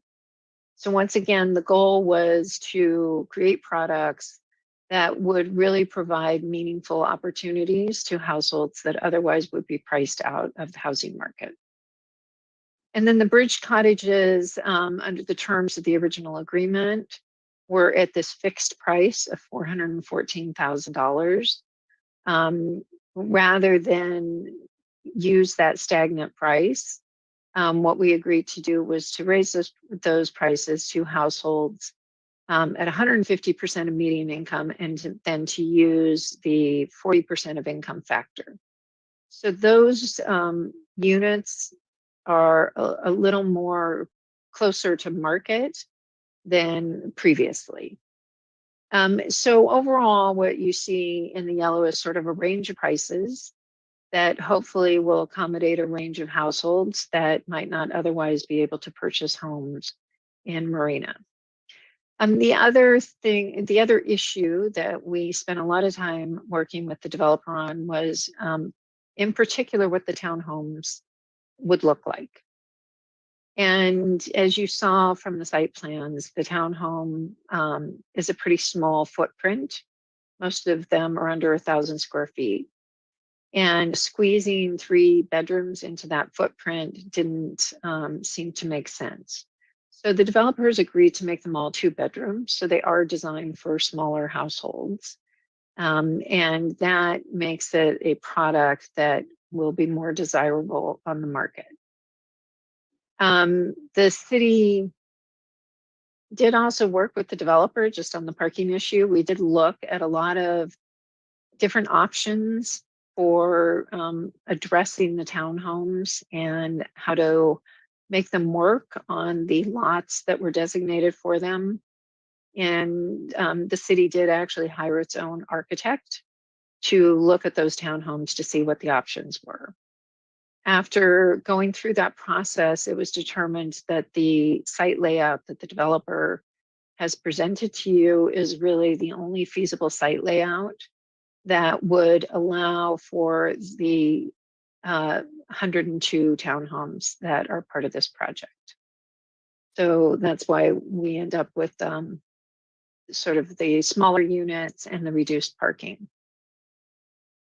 So in terms of the Planning Commission's role on reviewing this development agreement, your role is to make a recommendation to the City Council. The City Council, it is ultimately up to the City Council to approve the amendments to the development agreement. But we are asking for your recommendation, and you do have a resolution in your packet that covers that recommendation and the findings in the city's municipal code that we are asking you to make. So I think with that, Nick, do you want to cover the environmental? Sure. So staff has found that the project as before you is consistent with the original environmental impact report and the supplemental environmental impact report that was done for the Marina Heights subdivision. And staff has determined that there will be no potential impacts and all the existing, to this project. So that's, I'm just paraphrasing that. Here is the recommended action. This is to move to adopt the resolution of the Planning Commission that the project is consistent with the environmental impact report certified for the Marina Heights specific plan, and that the Planning Commission approves the design review application for the townhomes, and a recommendation to the City Council that it approve the text amendments to the Marina Heights residential district to modify the parking standards for the townhomes, and adopt a second resolution to recommend that the City Council approve the second amendment to the development agreement for Sea Haven pursuant to Chapter 4.04 of the Marina Municipal Code. And so that brings us to questions, and I'm going to stop sharing.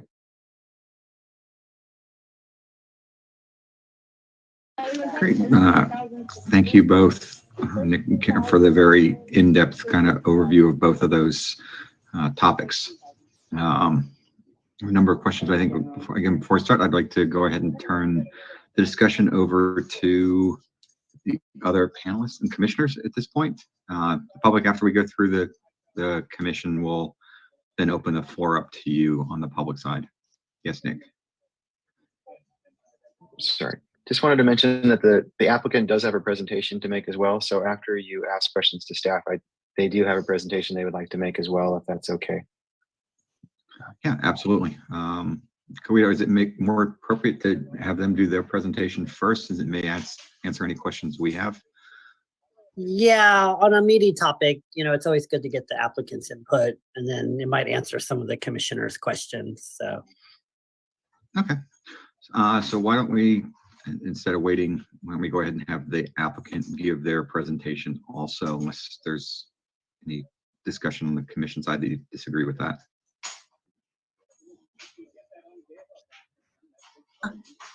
Okay, so if the applicant, yes. I'm hearing all sorts of background noise. I don't know, where it's coming from, but maybe people can mute until they're recognized. Thank you. Okay. Yeah, the applicant would like to. A little bit, but not bad. Hello, good evening, commissioners. My name is Adrienne Burns. I'm Vice President of Land Development Forward Planning for Wathen Castanos Homes. I am going to share screen for my presentation.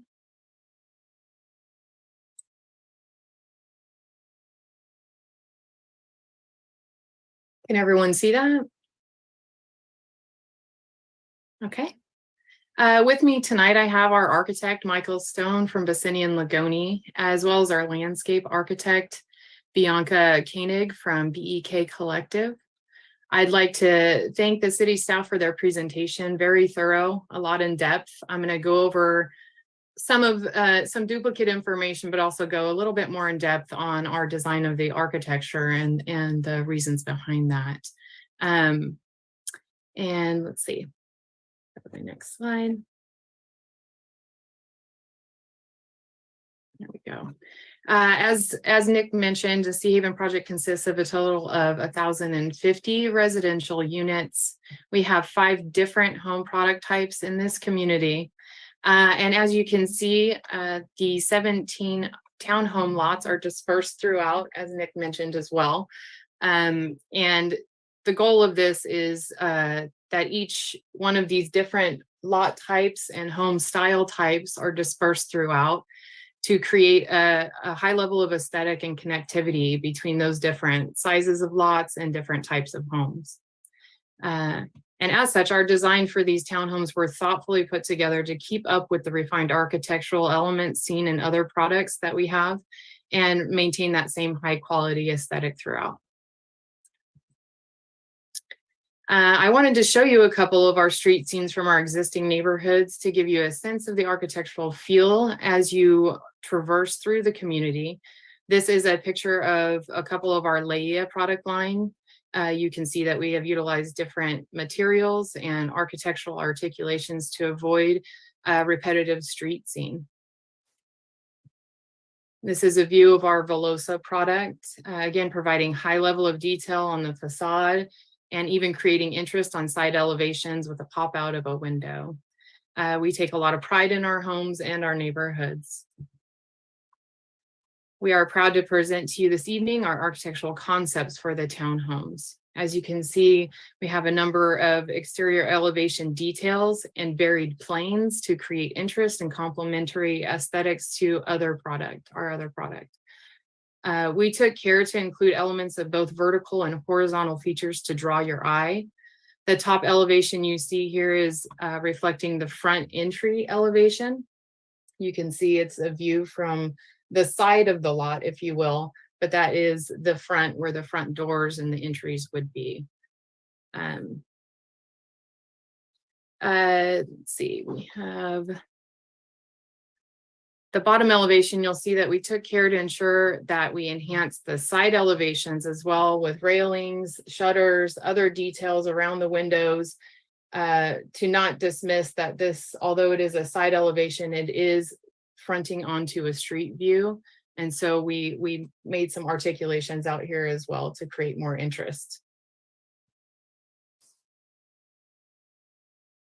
These are the elevations from the other 2 sides. You'll see the top elevation is the same entry elevation that you saw on the prior slide. And then the bottom elevation you see here is the garage elevation. And this is the view from the alley. These garages will be facing the private alleys that all the other alley loaded product we have also faces. We did not do this as an afterthought. We made sure we had nice tile roof, trim on the garages, and nice lighting to complement all 4 sides of the elevations of this product. Here are the floor plans. The layout shown here shows a typical lot of a townhome standard lot.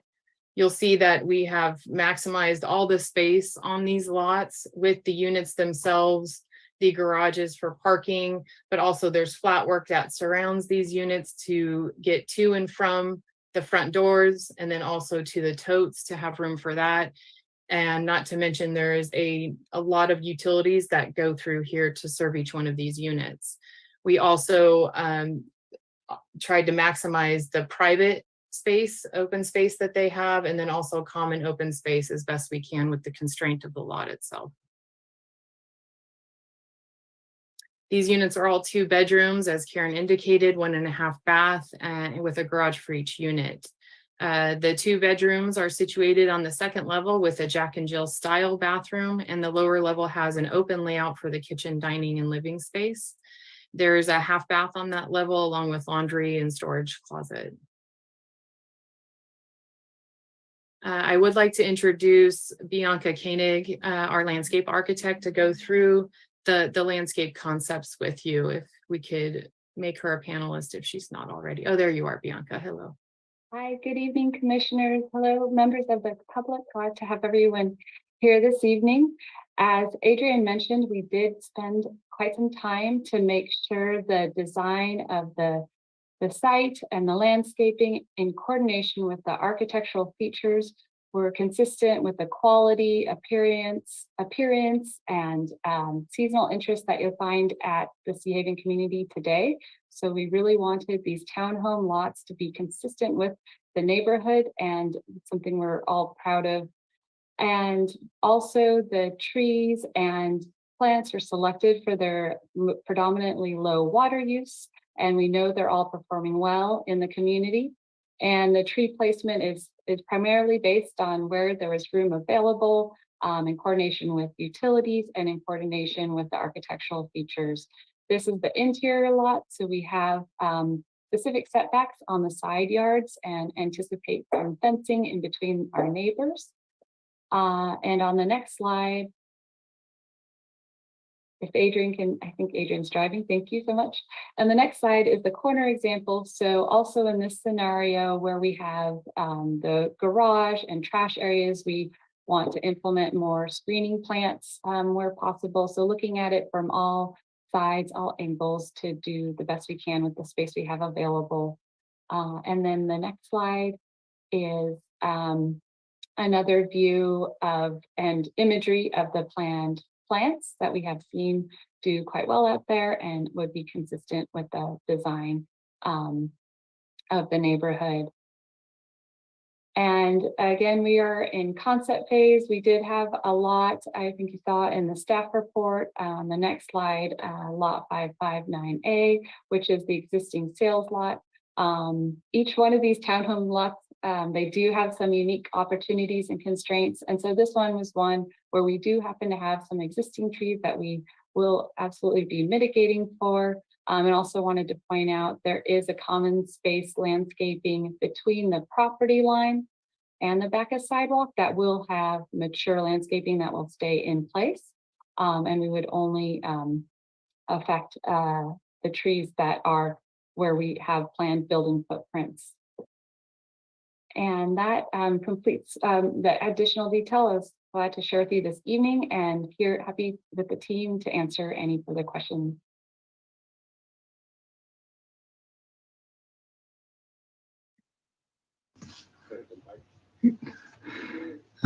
Thank you so much for that presentation also. I appreciate the update on that. At this point, we're gonna go ahead and open it up to the floor on the commissioner's side. Chairman Amadeo, you've got comments or questions. First a question and then just a brief comment. My question, I recognize that there's a lot of people here who are concerned about parking and because they're single car garages.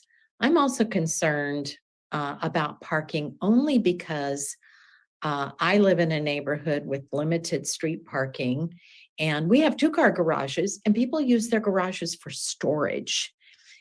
And it makes parking extremely difficult. So my question is, because these are 2-bedroom, number one, do they have much interior storage in these 2-bedroom homes? And number two, is there enough depth in the garages that you can have some storage out there along with parking your single vehicle? So those are my questions, and then I have a brief comment.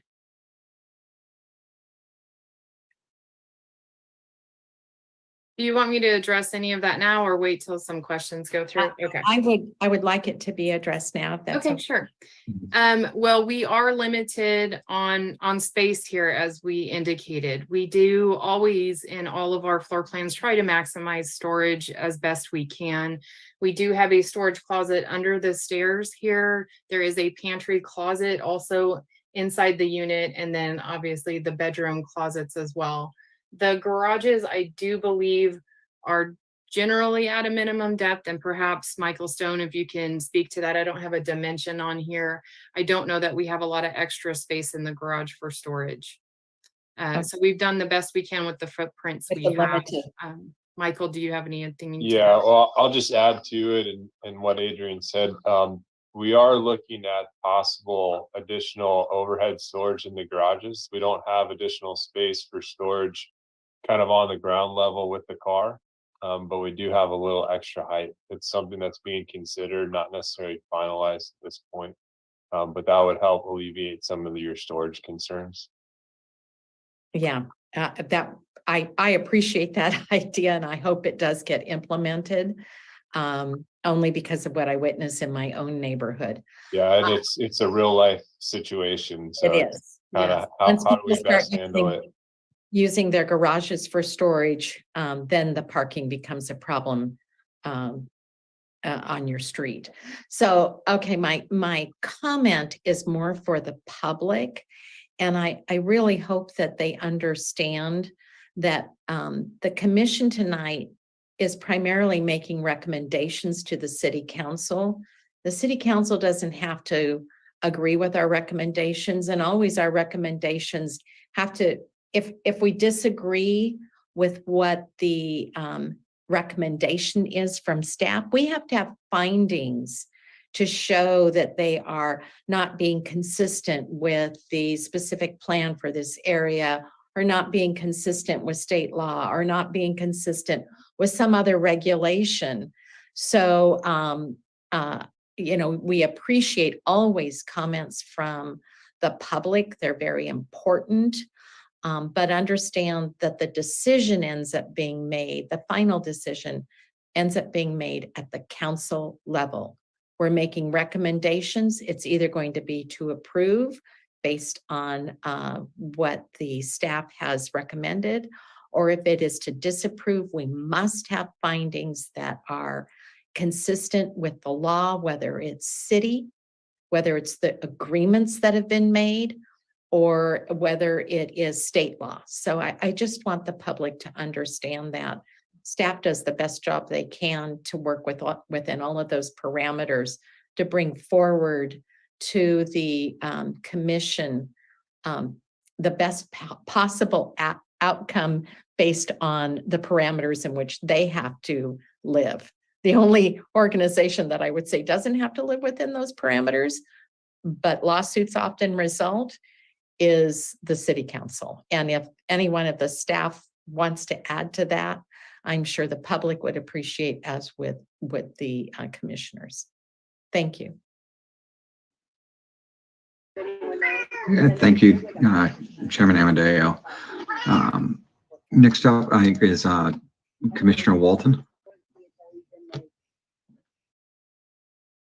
Thank you, Vice Chair.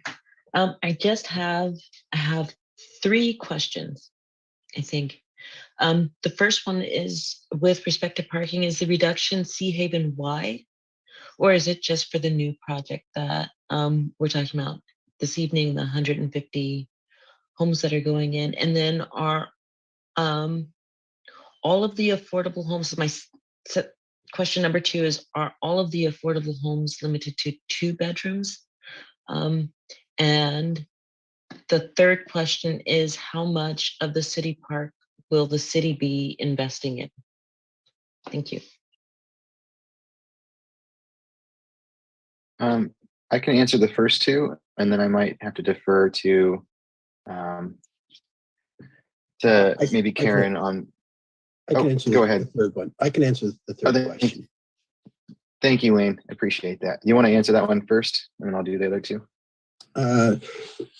Sure. In the park, the city is contributing about $1,500,000 from park impact fees, and then in addition, where Sea Haven is paying $3 million, additional $900,000 of that really is coming from park impact fees. So really, the city is contributing a substantial amount to that park. Thank you. Thank you, Lane. And to answer your other two questions, so parking is specifically being reduced for the townhome unit type for the 102 townhomes. As Karen mentioned, there are two different types of below market rate unit types. The other is the cottage unit. Not all of the cottage units are below market rate units, but they all have different floor plans. And so there are 2-bedroom and 3-bedroom floor plans for the cottage units. So they do have a more variety of floor plans. If you want more specifics, we can always turn to the applicant for answering that question in more detail. And yeah, those are the other two questions. Yeah. Yeah, and can I just chime in? So the cottage units are primarily 3 and 4 bedrooms, and as part of the development agreement, we do have some requirements limiting the number of 4 bedrooms in the bridge homes, so that once again, we get that variety between 4 and 3, which really changes the pricing. So they will be a mix of 4 and 3 bedrooms. And then the workforce cottages will be a mix of 2 and 3 bedroom units. Thank you so much. And I sure do appreciate that you took the time to make those considerations. I appreciate you looking out for the entirety of our community. Thank you.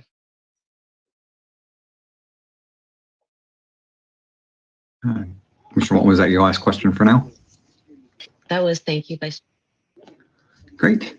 Next up is Commissioner Jacobson, excuse me.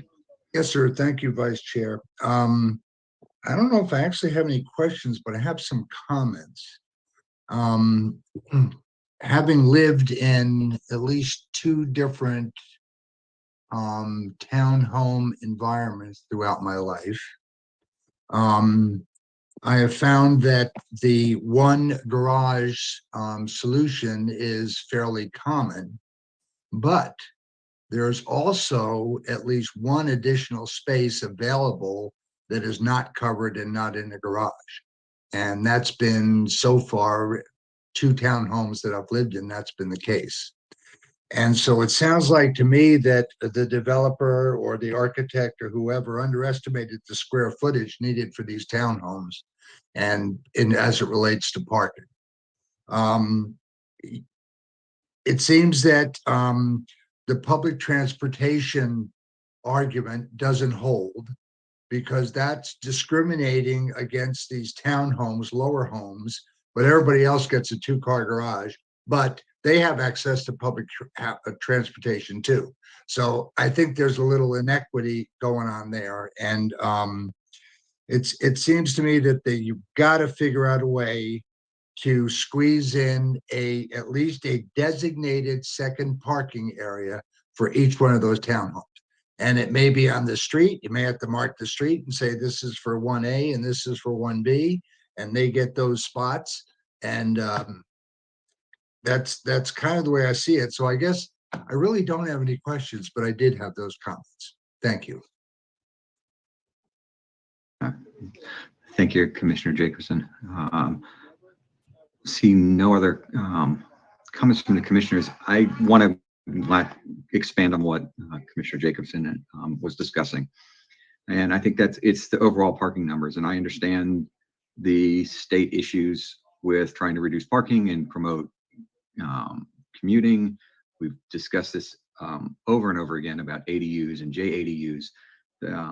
My concern, again, with this entire process, as he eloquently described, is that having 2 parking spaces, that is the reality. We have fought this and we have discussed this with multiple developers over the time.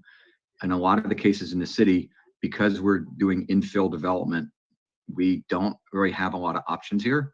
This is a larger development, and just because the streets are narrower doesn't alleviate the fact that the reality is that the majority of these townhouses will probably have 2-car families, and that is going to put those cars on the street. And where there are certain areas that JADUs, for example, they could add a JADU type of thing potentially. But my question is, on the reduction side, in the city, why was the reasoning for not creating a secondary kind of alternative parking area for the second vehicle that is a non-attached, non-covered, just open parking space? And maybe I'll jump in there and try to answer that a little bit. And Karen may be able to help with that, Vice Chair. We talked with the developer for over 2 years.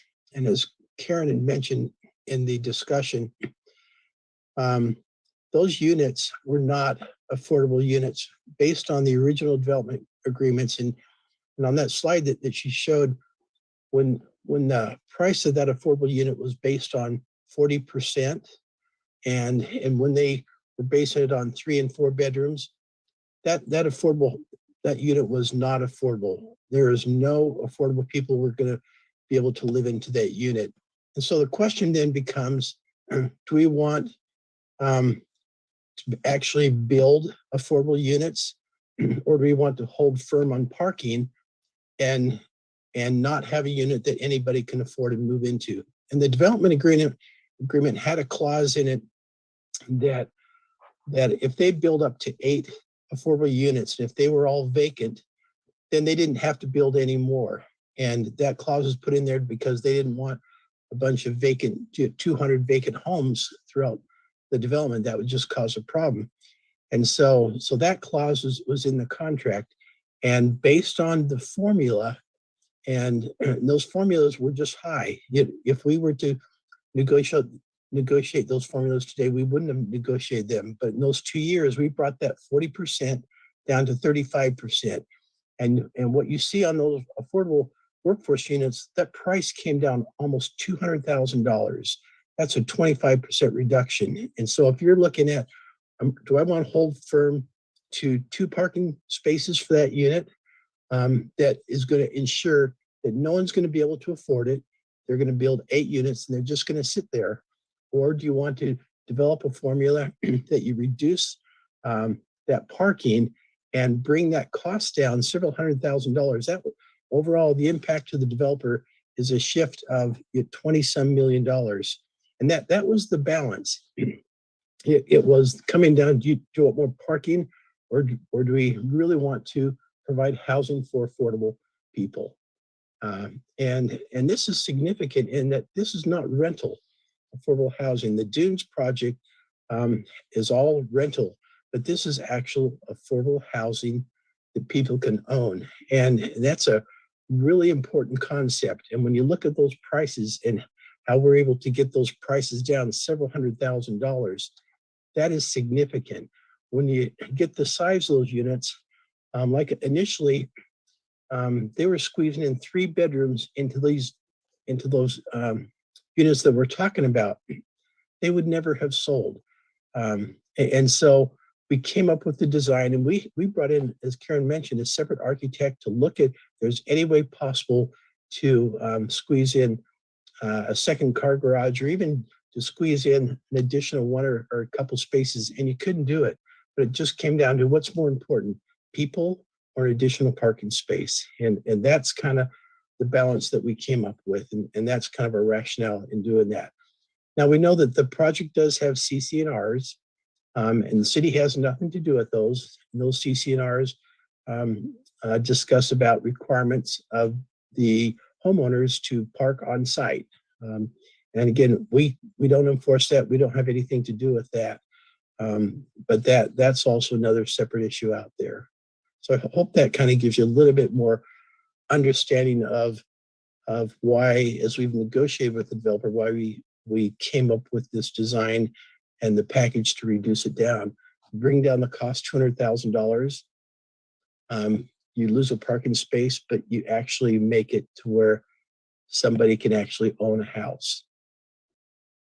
And I greatly appreciate that explanation, Lane. I understand the logic, and to me, it holds, honestly, as an engineer and as a civil engineer who did land use planning for the earth part of my career, it makes no sense. We're talking 102 units. The average additional parking, external non-garage parking space is 9 feet by, let's see, it's 9 feet by 6 feet. So you're talking 54 square feet per parking space. You're talking 102 units, that's 5,500 square feet. 5,500 square feet divided by 900 total per square foot gives you approximately 6 units. So the sacrifice across the entire acreage of the dunes is approximately 5,500 square feet that would have to be carved out of green space or other areas. Or quite frankly, I mean, not that this is the option, getting rid of 6 units and just putting the parking space there. Now, obviously that's not my suggestion, but when you say that it's going to be $200,000 per unit that we're saving times 102 units, I understand all that. And it's just not logical. And the reality is, and I think what's going to happen for the residents of the Sea Haven here is that these are going to be built. They're equitably being divided across the entire facility. And I think that is the right decision instead of consolidating them in one place like East Garrison has done, so that they separate, because East Garrison has challenges because of that at the county side. So I like the fact that it's being divided out. I do have significant concerns that I do not believe that 5,500 square feet of property, non-garage, just paved area for parking spaces is really going to cost upwards of $22 million. That's, I mean, $200,000 times 100 units. There's no way that makes sense. This is a bigger decision. And the reality is that even though we're providing equity by dividing out the apartments and moving these townhouses across the entire facility and dividing it out so that they don't get singled out, at the same time, this is going to turn into an issue for this community when those cars are being parked, because they're going to have second cars, are going to be parked on the streets, and they may have to walk a block or 2 blocks to get to their house. And so the challenge I have is that from a perspective of approving this, I have a hard time seeing the logic in not approving it. At the same time, I look at the reality of what's going to happen when this is built out, and I see a series of long-term problems that will develop across all the neighbors. And so there's that legal approval versus the perceptional approval of the development. And I feel like, yes, legally, we may not have areas here, but I have a hard time thinking that I want to support this necessarily, because it seems like this is not the right thing for the community as a whole, and that it's really just a dollars and cents. But again, I appreciate your input and update on that. Are there any other comments from the commissioners before I open it to the public? I want to make sure they have a chance to talk. I think if I may, Vice Chair Woodson, I wanted to piggyback on what you're saying, and then and also just with respect to clarification, because I think you're saying or describing kind of what I was thinking with respect to an off-site park and ride style parking allotment somewhere in, say, Sea Haven for the 102 units to be able to house that second car, but then have to walk back to their car. And that's something that, or to their home, but that's not something that and for clarification, that's not something that the developers are offering here, correct? An off-site parking somewhere in Sea Haven for second vehicles? There is, that's correct. Sorry, go ahead. Yeah, that's correct. Yeah. There is no off-site car share parking lot proposed for these units, no. And there's not going to be one. That's not a consideration in the plans, in future plans.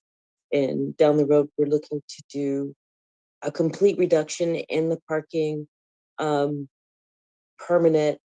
If you live here, if you buy here, you're buying here with the understanding that you will only have access to your one vehicle. Anybody else that would be of driving age would have to commute via public transport. That's correct? Or park on available city streets where available, correct. And then what would the city streets be that were available for them near their homes? There are a number There are of 10 real estate capsules available.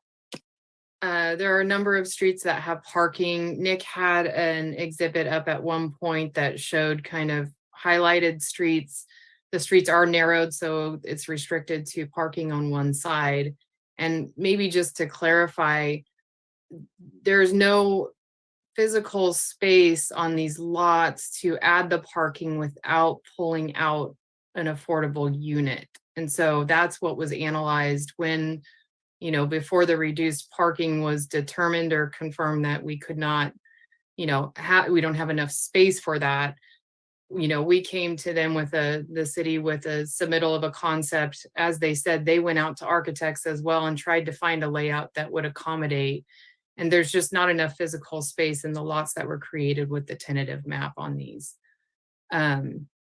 So we're restricted by that, just the size of the lots themselves for the physical space. And like we said, you need a sidewalk to get there. You need to get your totes in there. You have the utilities. So there's a lot of, it's very tight on all of these lots for that. And we understand parking is a concern out there. We're fully aware of that.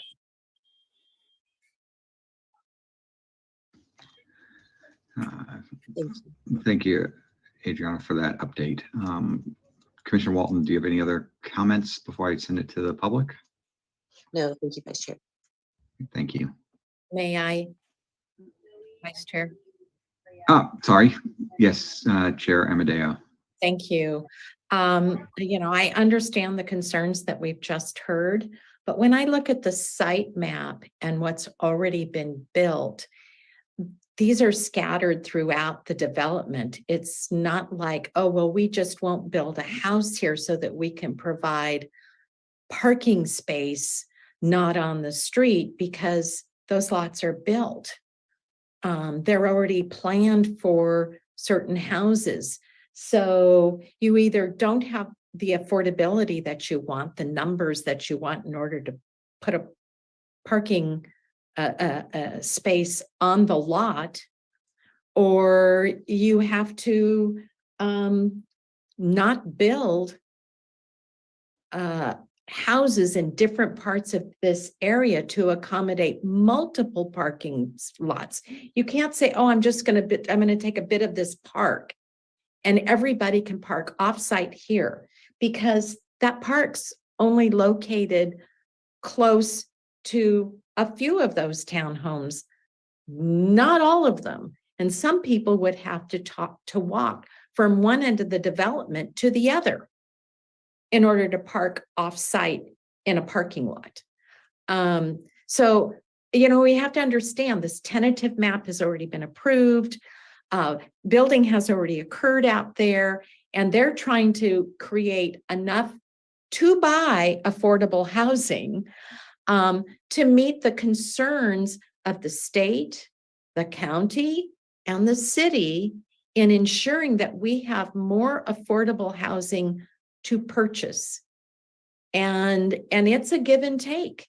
And I think that the staff and the council in negotiating with the developer has done the best job they could to create affordable housing to buy, which is really unusual today when you have neighborhoods that have homes that are $1 million plus, $1.5 million, $1.6 million, and you can purchase a townhome for less than 700,000, less than 600,000.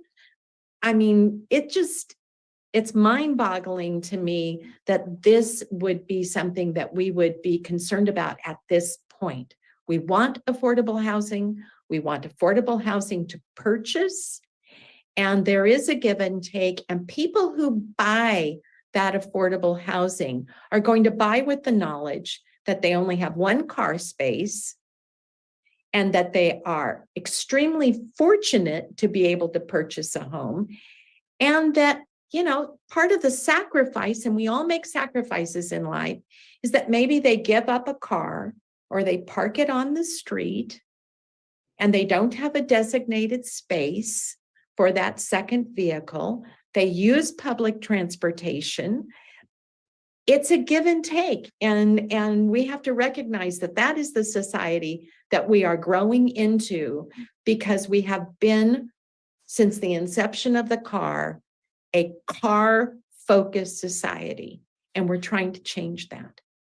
And so I think it's really important that we look at what our aspirations are that we talk about all the time, and how to accomplish those means sometimes you have to change your mindset in order to do it. Thank you very much, Vice Chair Woodson. Great. Yeah. Thank you much, Chairman Amadeo. At this point, I want to go ahead and open it up to the public to comment, and then we'll come back to the commission for any final comments or thoughts. Great, Vice Chair. Vice Chair, Yes.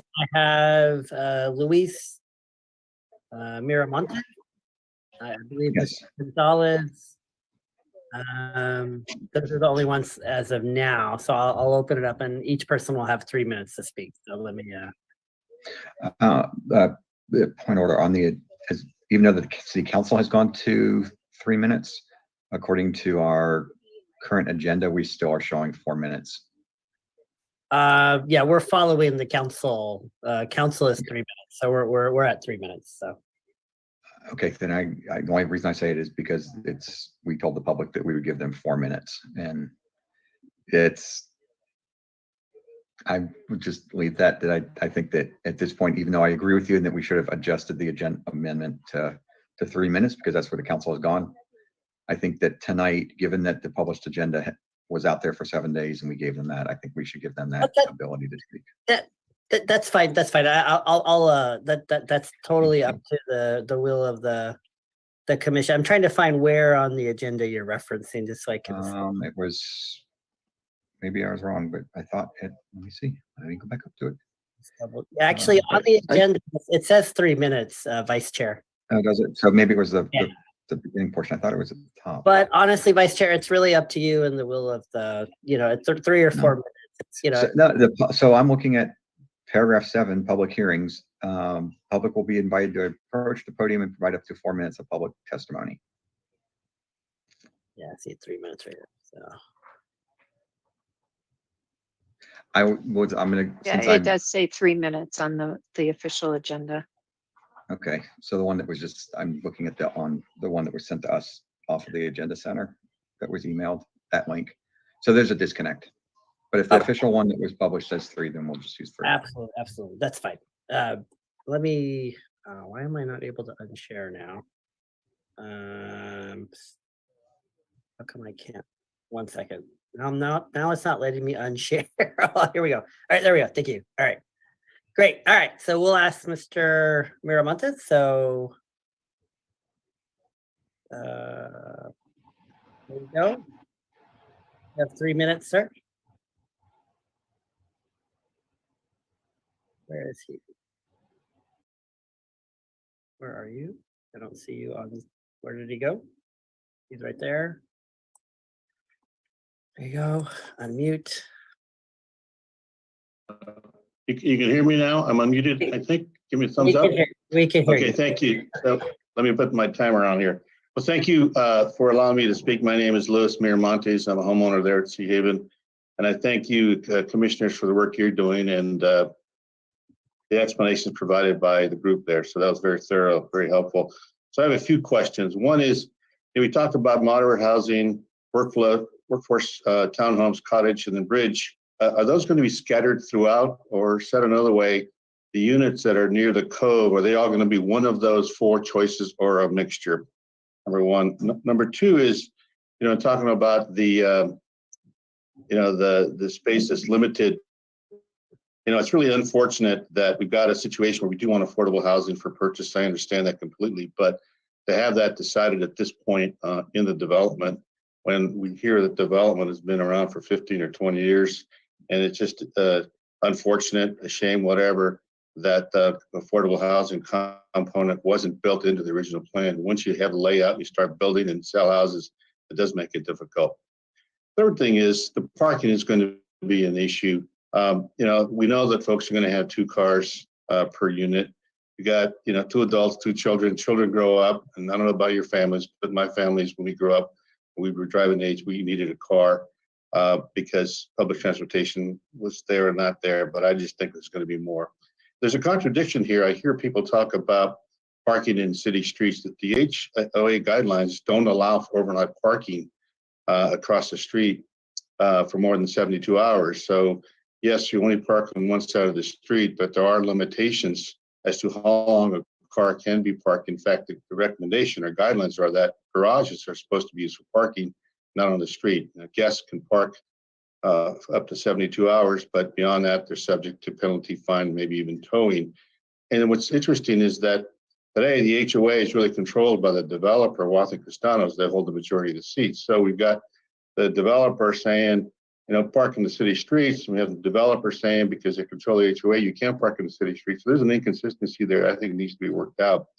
I do think we need to continue to try to research alternatives to accommodate the parking and accommodate these lower cost housings. Hard to believe that we're reducing the price $200,000. I'm not going to get into the numbers. I believe what I see, sort of, but I don't think the delta is that great there. So I would ask the commission to reconsider this proposal and do its best to really have the developer go back to the drawing board and try to figure out how to get more parking on the sites and have at least one surface parking to complement the garage parking. Those are my comments.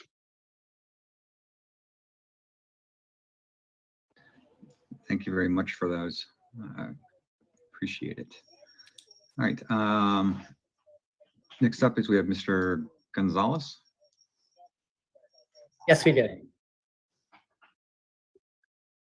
Thank you very much. I do take great exception for an item as such as this large for us being only allowed 3 minutes. I don't think it's adequate public participation, and I think you should strongly reconsider giving the public more time to talk, especially since you guys have had and the developers had more time. I'll leave it at that and I'll move on. Madam Chair, Mr. Chairman, and the whole slew of city attorney, city manager, I appreciate your time and being here and listening to us, and I'll be direct and brief. I do not believe you're in compliance with CEQA. The exemption I do not believe applies. I also believe there's an issue with your reference to the section 404.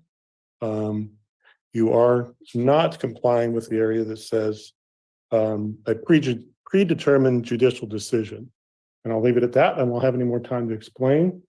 A reduction in parking of over 60% per lot creates social inequities, as mentioned before, as well as neighborhood inequities. This should not be the case. There is a possibility of doing this correctly. The developer had years and decades, was said by yourself and other commissioners. One of these lots can be sacrificed for parking. You can remap the subdivision, go back to your master subdivision, redo your CEQA analysis as you should be, and address all the 7 elements of your general plan, which I do not believe you're in compliance with. I understand the $20 million that you're talking about, and I also disagree with how that's mapped out at $200,000 per house. This is just unfair. The section that requires the Planning Commission to adopt this, again, the predetermined judicial decision about requiring this to be done as part of a settlement agreement, I take great exception to. So in over 30 years, I've never seen a project development be reduced more than 25 or 30% on parking. And the 60% reduction does not meet a TOD, which is you're referring to as planning staff, those findings. I don't believe the findings are accurate that the staff is trying to make, and I understand, I appreciate that very much so that what they're trying to do. But I believe you should send this back to staff, work with our neighborhood, try to come up with a solution. There are areas that can be remapped. The developer may have to sacrifice a loss, but it's not $20 million. There is a possibility to work with us and try to figure it out and help this subdivision be whole and inviting other people into our community. The CC&Rs are an issue, and I agree with that, what was mentioned before. This is fair to rush me like this. I understand the city's trying to meet the arena numbers, but there are other ways to do it in other areas of this community that can happen.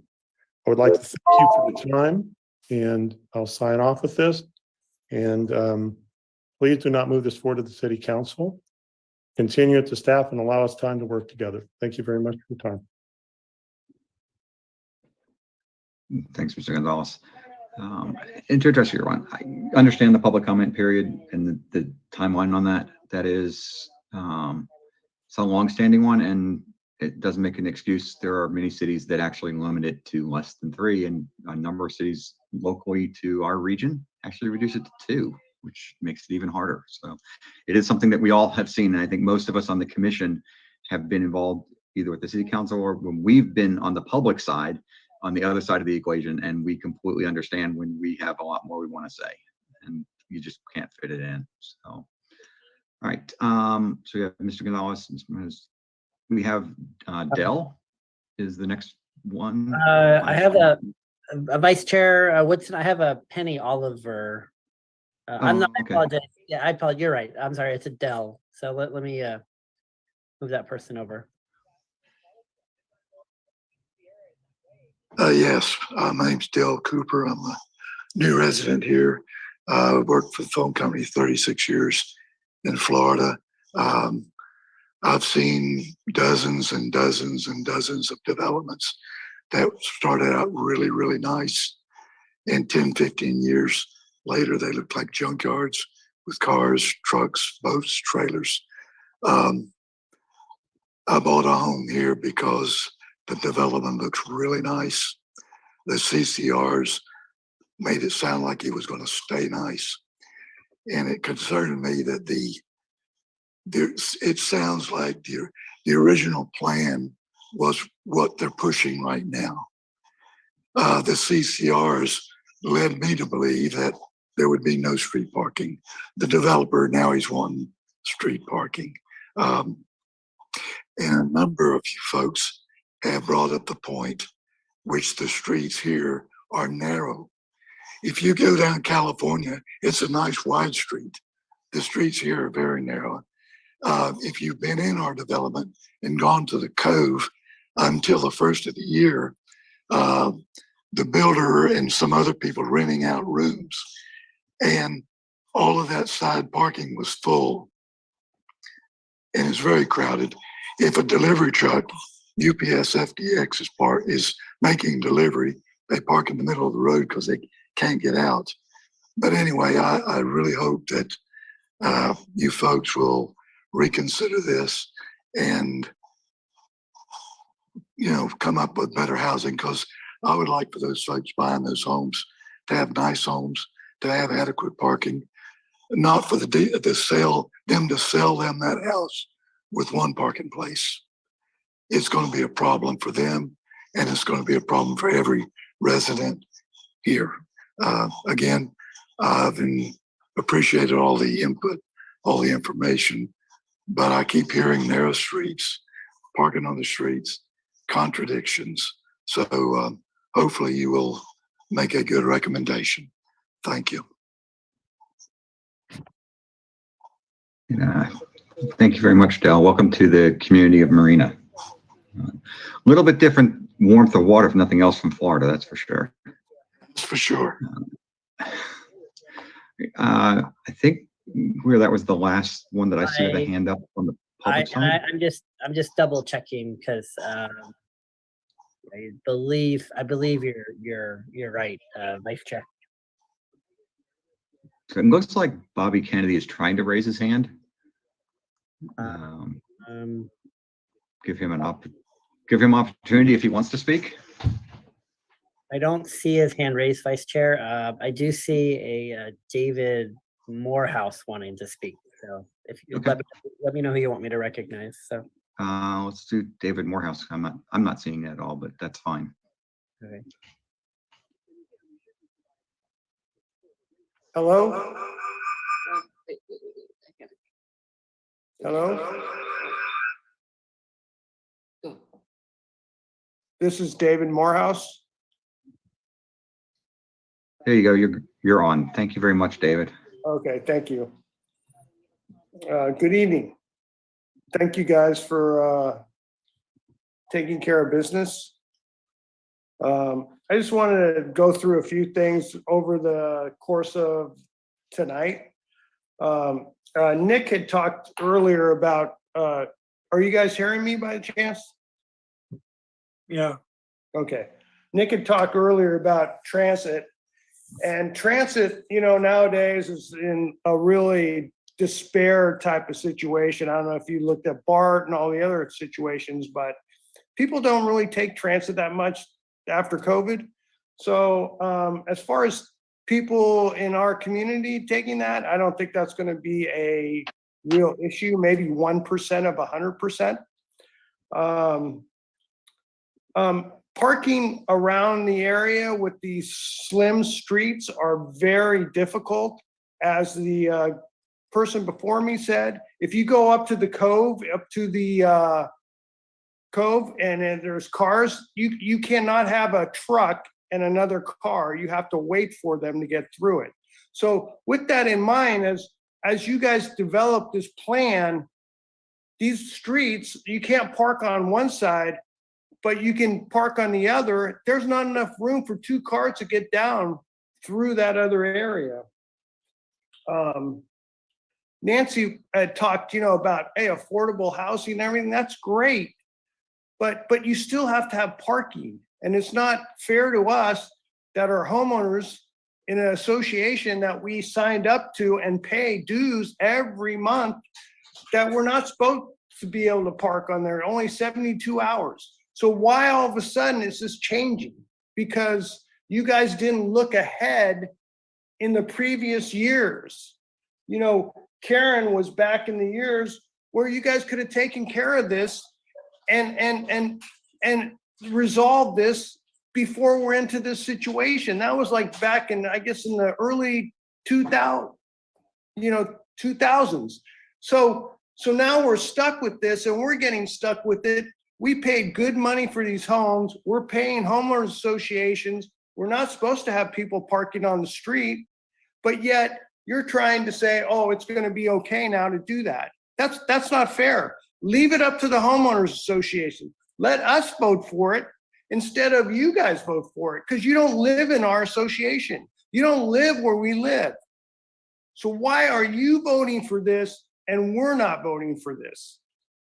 I think it's a financial thing, and I don't think it's fair. I'm done. No, I appreciate your comments. Okay. Anybody else that we have not seen, if you want to raise your hand at this point? I believe that's it. Or, well, I keep seeing no. One keeps popping up and then it'll go back. I believe that's it, Vice Chair. So. Okay. Yeah, I was seeing the same thing. Looks like somebody was trying to, but not sure. So, all right. Thank you, public, for your comments. Parking is a contentious issue. If you came to our commission meetings anytime in the last 3 years, you would find, and probably greater than that, but that's since I've been on the commission, that the parking issues and the equity and equality of that across all the neighborhoods, not just the newer neighborhoods, but even the older neighborhoods, as the JADUs and the ADUs have come in, because those eliminate all parking space requirements. Parking is an issue that is contentious for a lot of people. It's not just the new neighborhoods. So I think when you say voting for us, what I want to say is that we on the commission are very all cognizant of this. We may not all live in the newer subdivisions, but we all live in Marina, and we all are affected on all of our streets, one way or the other, by the changes either on the developer side, by CCRs, or by just the continuing changes in state rules and regulations as they try to promote housing right now. It has really become a core kind of issue on almost every development item that comes before the planning commission here. So we definitely are very cognizant of this. We have a lot of conversations that end up evolving into discussions about parking. So I know that doesn't alleviate your concerns in this specific case, but I hope it gives you a little bit of empathy to understand that we are trying to represent all the residents here and try to take all your considerations there. With that in mind, what I'd like to do is turn it back to the commission.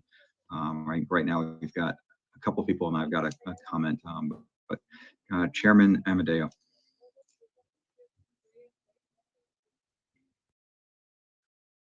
Thank you, Vice Chair Woodson. I forgot I had muted myself.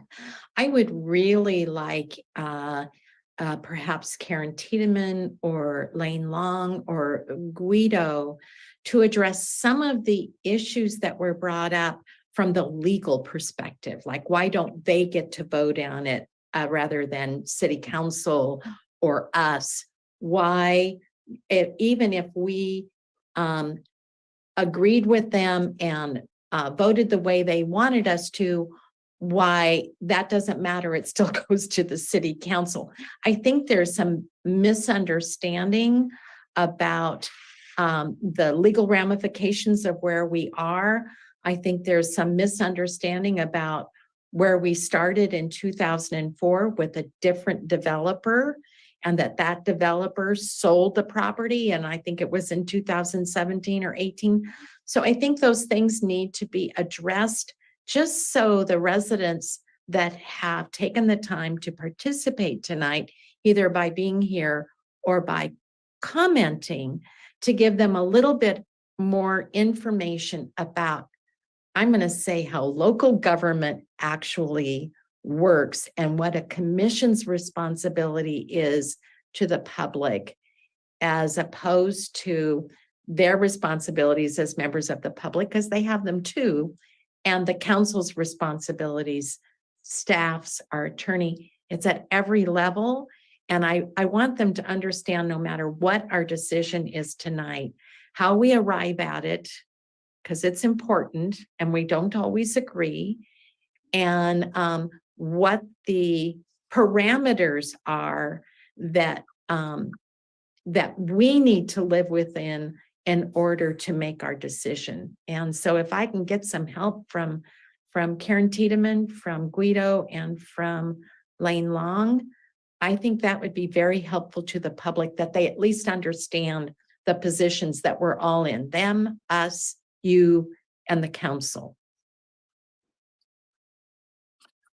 I can hit up some of that, Lane or Karen, or if you guys are. So let Karen go at it first, I think. Great. Yeah, so let me take a stab at this. So first of all, in terms of how this works in relation to the Planning Commission's relation to the City Council, what's being requested here is a zoning ordinance amendment and the approval of an amendment to the development agreement. Both of those have to be adopted by ordinance under state law. The Planning Commission does not have authority to adopt ordinances, only the City Council has that authority. The Planning Commission, with respect to these decisions, acts as an advisory body to the City Council, which is why we're here tonight. So the request is for your recommendation, but the ultimate decision is up to the City Council for both of these action items. And that would be the same with any zoning ordinance amendment and any development agreement. In terms of why the homeowners don't get to make this decision, that's a little bit more complicated, but authority to make decisions in the city is vested with the City Council. The City Council is elected by the residents of the city.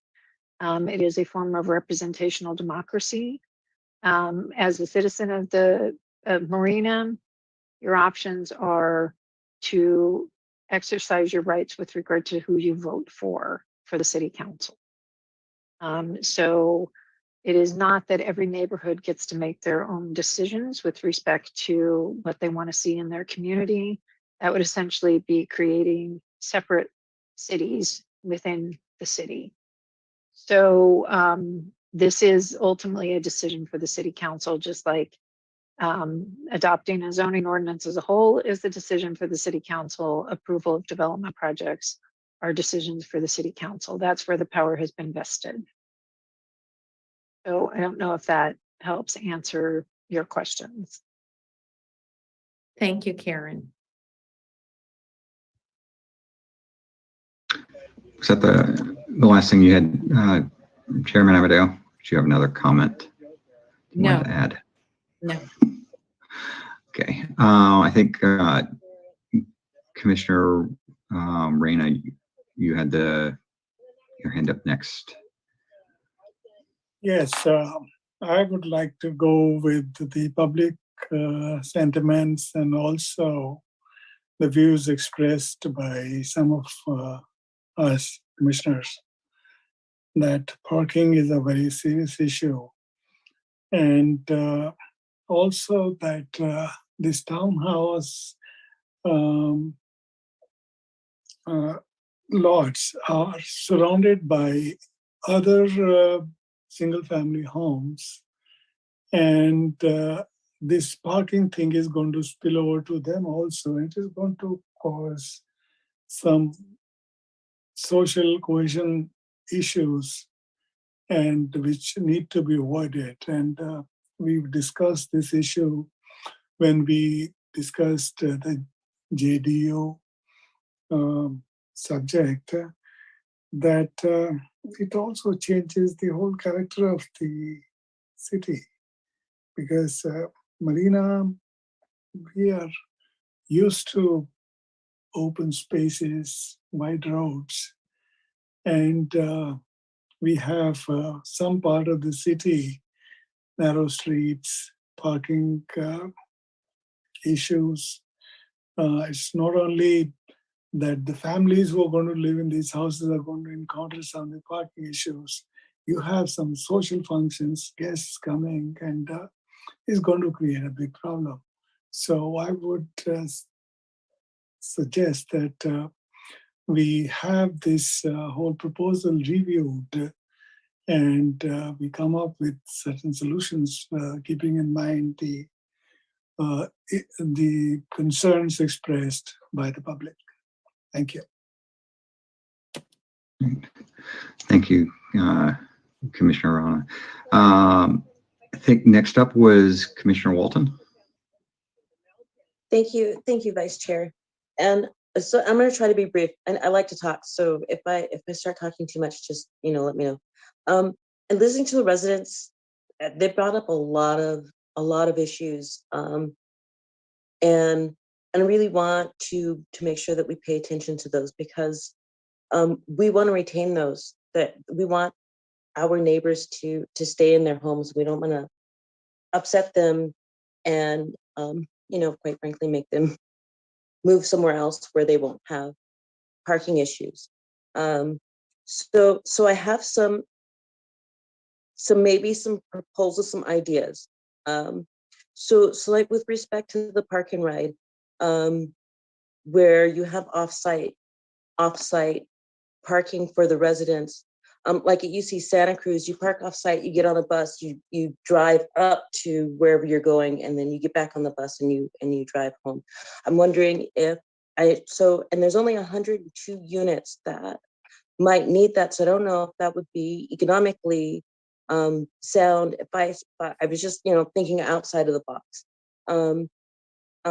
With respect to changing the zoning ordinance, then maybe there could be another caveat. I don't know if we're going for 2 stories and that's a limitation, or if we could bump it up to 3 stories and put the garages underneath the townhomes, and then that way solve for some of the parking issues, so the cars. So, and then still have the parking garage, the 5 parking garages that are available now, but then have also 3 stories with the 3rd story being for parking. And then, or if you could redesign the garages that you have already, so that they're not necessarily closed garages where you lift the garage door and you go inside and everybody's separate, but some other form like what you see typically at apartments, where there's just the cover over the top to keep it from the elements, but it's open, so quite possibly you could fit more vehicles in those spots. So I think I'm with Commissioner Run on this one with respect to maybe thinking a little bit more about this arrangement so that we can have both. I mean, because we do need affordable housing in Marina. We need, you know, our residents that are born and raised here, a lot of them aren't making more than $100,000 starting out. And we need starter homes, and you know, so I would like to try and find the balance for our neighborhoods, and also retain some or add some additional parking, so or figure out some kind of park and ride like that. Okay, that's it for me. Thank you. Thanks, Commissioner Walton. Next, let's see. I thought we had one more whose hand was up. Walton, Marina. Chairman Amadeo, do you have another Yes, comment? I do. Thank Okay. you. I understand the desire of the Planning Commission to make changes. There's been a suggestion by the public to send it back to staff, but it actually is something that gets negotiated with between the developer and the city council.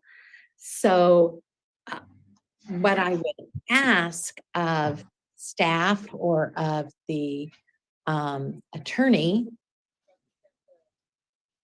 if the Planning Commission wants to make changes, because this goes to the council no matter what we do. If they want to make changes to the resolution to ask the council to look further into some other kind of parking, is that really what's on the agenda? Or is this something that we either approve as it is or disapprove with findings? I'd like to understand what our responsibility is here tonight as it relates to the recommendations. So I don't know if that's Guido or if that's Karen Tiedemann. Yeah, I think that's Karen is best to answer that. Thank you. So your actions tonight are recommendations to the council. If as part of those actions, you would like to make recommendations that, you know, change what is being proposed by staff, that is within your purview.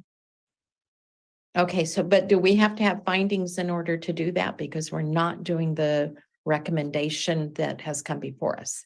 That because we would like to have enough information about any of those changes so that we could report them to the council with clarity. You know, if you can make findings, that would be great, but I'm not sure that based on what I've heard, I'm not sure that there's really findings.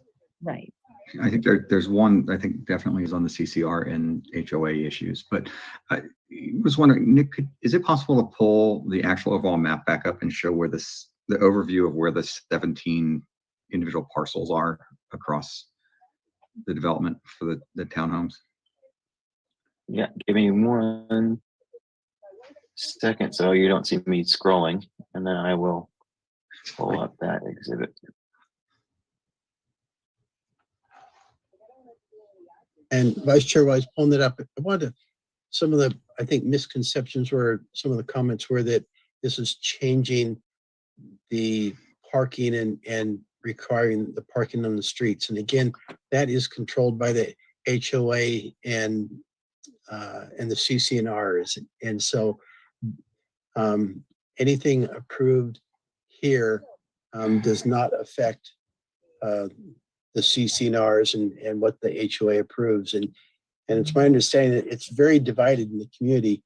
Some would prefer parking on the streets, some don't want parking on the streets, but that's an HOA decision at this point. And so anything with this that is moving forward here has nothing to do with that parking issue on the streets. Thank you for that clarification, Lane. And I think as I'm looking at this, and this kind of goes back to my original comment before, it's very obvious that because these are, for all intents and purposes, infills into the development, is the way I'm looking at it, even carving out the 350 54 square feet or so that you would need for off-street parking is going to be pretty much impossible to do. Looking at this, the way it's spread out, because there's no greenway or anything else that exists. And so Nick, I appreciate you showing me this and pulling this back up for the commission so I could kind of look and get a perspective of context on that. I think coming to Karen, the point on the findings, and my question to you is that, and understanding that the HOA and the CCNRs are not developed, executed, or even enforced by the city of Marina. And at the same time, I think we have all watched and seen the rotating HOAs and management agencies that have come into and out of East Garrison and the county in the last 2 years. And East Garrison has had significant problems because their CCNR is identical.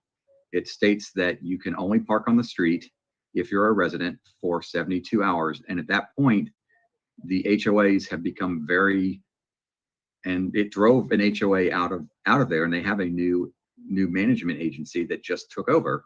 And a lot of that contention across their entire community was driven by the parking issue and the fact that people were parking on the street because they didn't have any place. Now, all of those homes had 2 parking spaces, and people, to Chairman Amadeo's comment, people were using it for storage. And I don't have quite as much sympathy there, but in this case, with these residents, how is that going to affect us? And I think, Karen, my comment to you is from a findings perspective. If we were going to add a kind of addition to our request to have the developer and the city council, based on the findings that the CCNRs currently conflict with what the developer's guidance is to us at this point, which is that the secondary vehicles would park on the street, that is incompatible with the current CCNRs as written,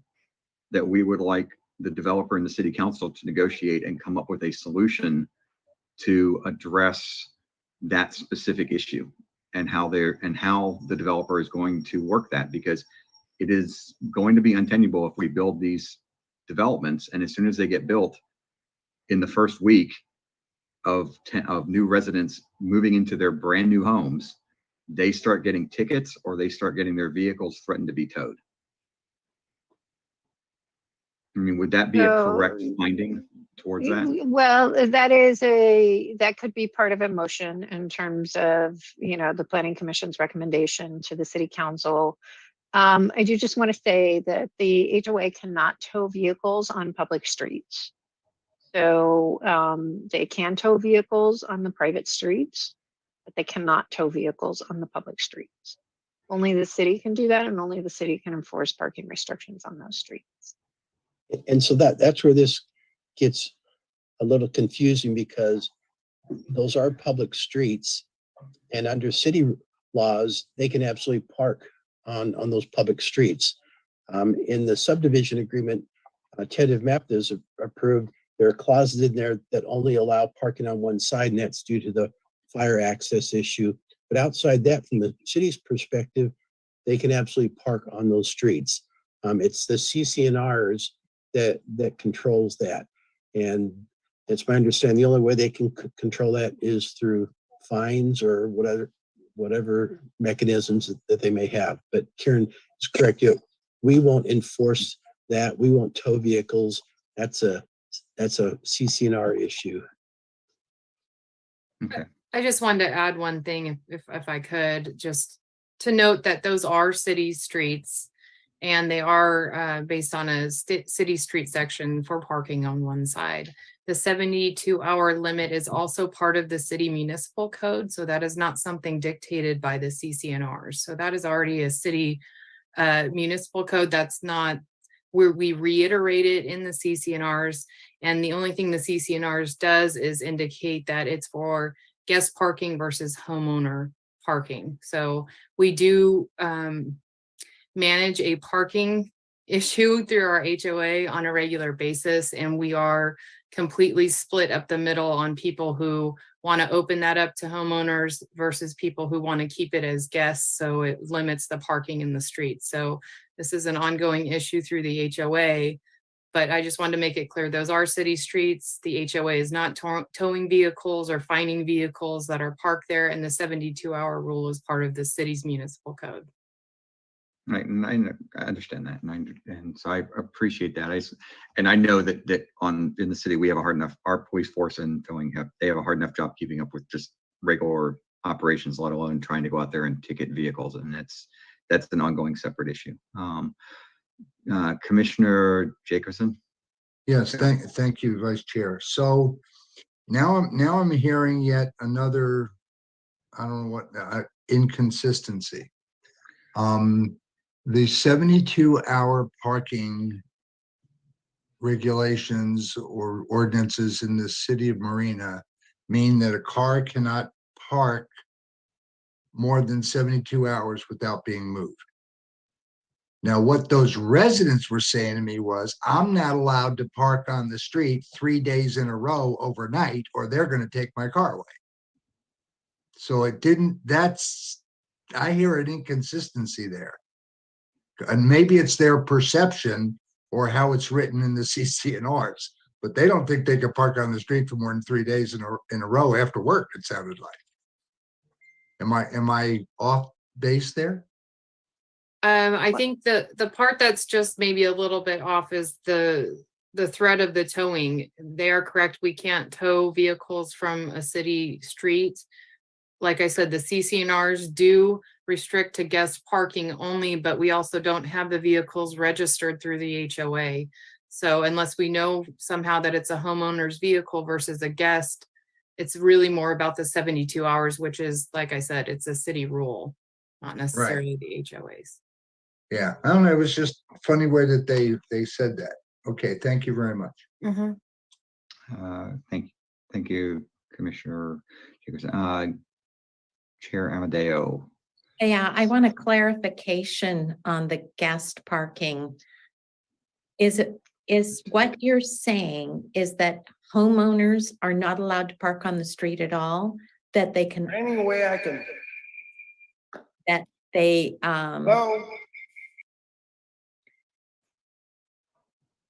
that they are reserved, all of the street parking is reserved for guests only. So if I owned a home out there and we had 3 drivers, all driving every day, but 3 drivers, does that mean that the 3rd driver could not park on the street overnight? I really need to understand the rules of the HOA, and the homeowners need to understand as well. I may be wrong about what I understand. They may be wrong about what they understand. The rules need to be very clear so everybody's on the same page. Sure. And we have a whole parking rules and regulations summary that we have distributed many times to the members, because of the clarification just seems to be unclear to people. And especially because we have private alleys that are HOA owned, and then we have public streets that are city. And so the jurisdiction is a little gray in areas. The goal is to have, as you mentioned, Nancy, I believe earlier was, or Commissioner Amadeo, I apologize, but that people don't use their garages to park, they use it for storage. So the goal is to push people to utilize their garage for parking. They can park off of the alleyway if they have a parking pad or room enough for a parking pad there. They're allowed to do that. Every other house, single family home, has a 2-car garage. So you have 2 vehicle spaces. Some have driveways, some don't. The alleyways don't have driveways. So 2 vehicles is what you have. That's where you can park. If you have a 3rd, it makes it very difficult. As I said, we don't actually have people permit their vehicles, so we don't tie them to homeowners necessarily. So going out there, you wouldn't know if it's a guest or a homeowner. It's more about the 72-hour issue. And honestly, at this point, because parking is such an issue, we typically don't address issues unless a homeowner comes to the HOA and complains about a vehicle being parked in front of their home for longer than 72 hours, or, you know, it's an egregious thing that happens over and over again. So we're not trying to go out and hunt this down. We know that parking is limited.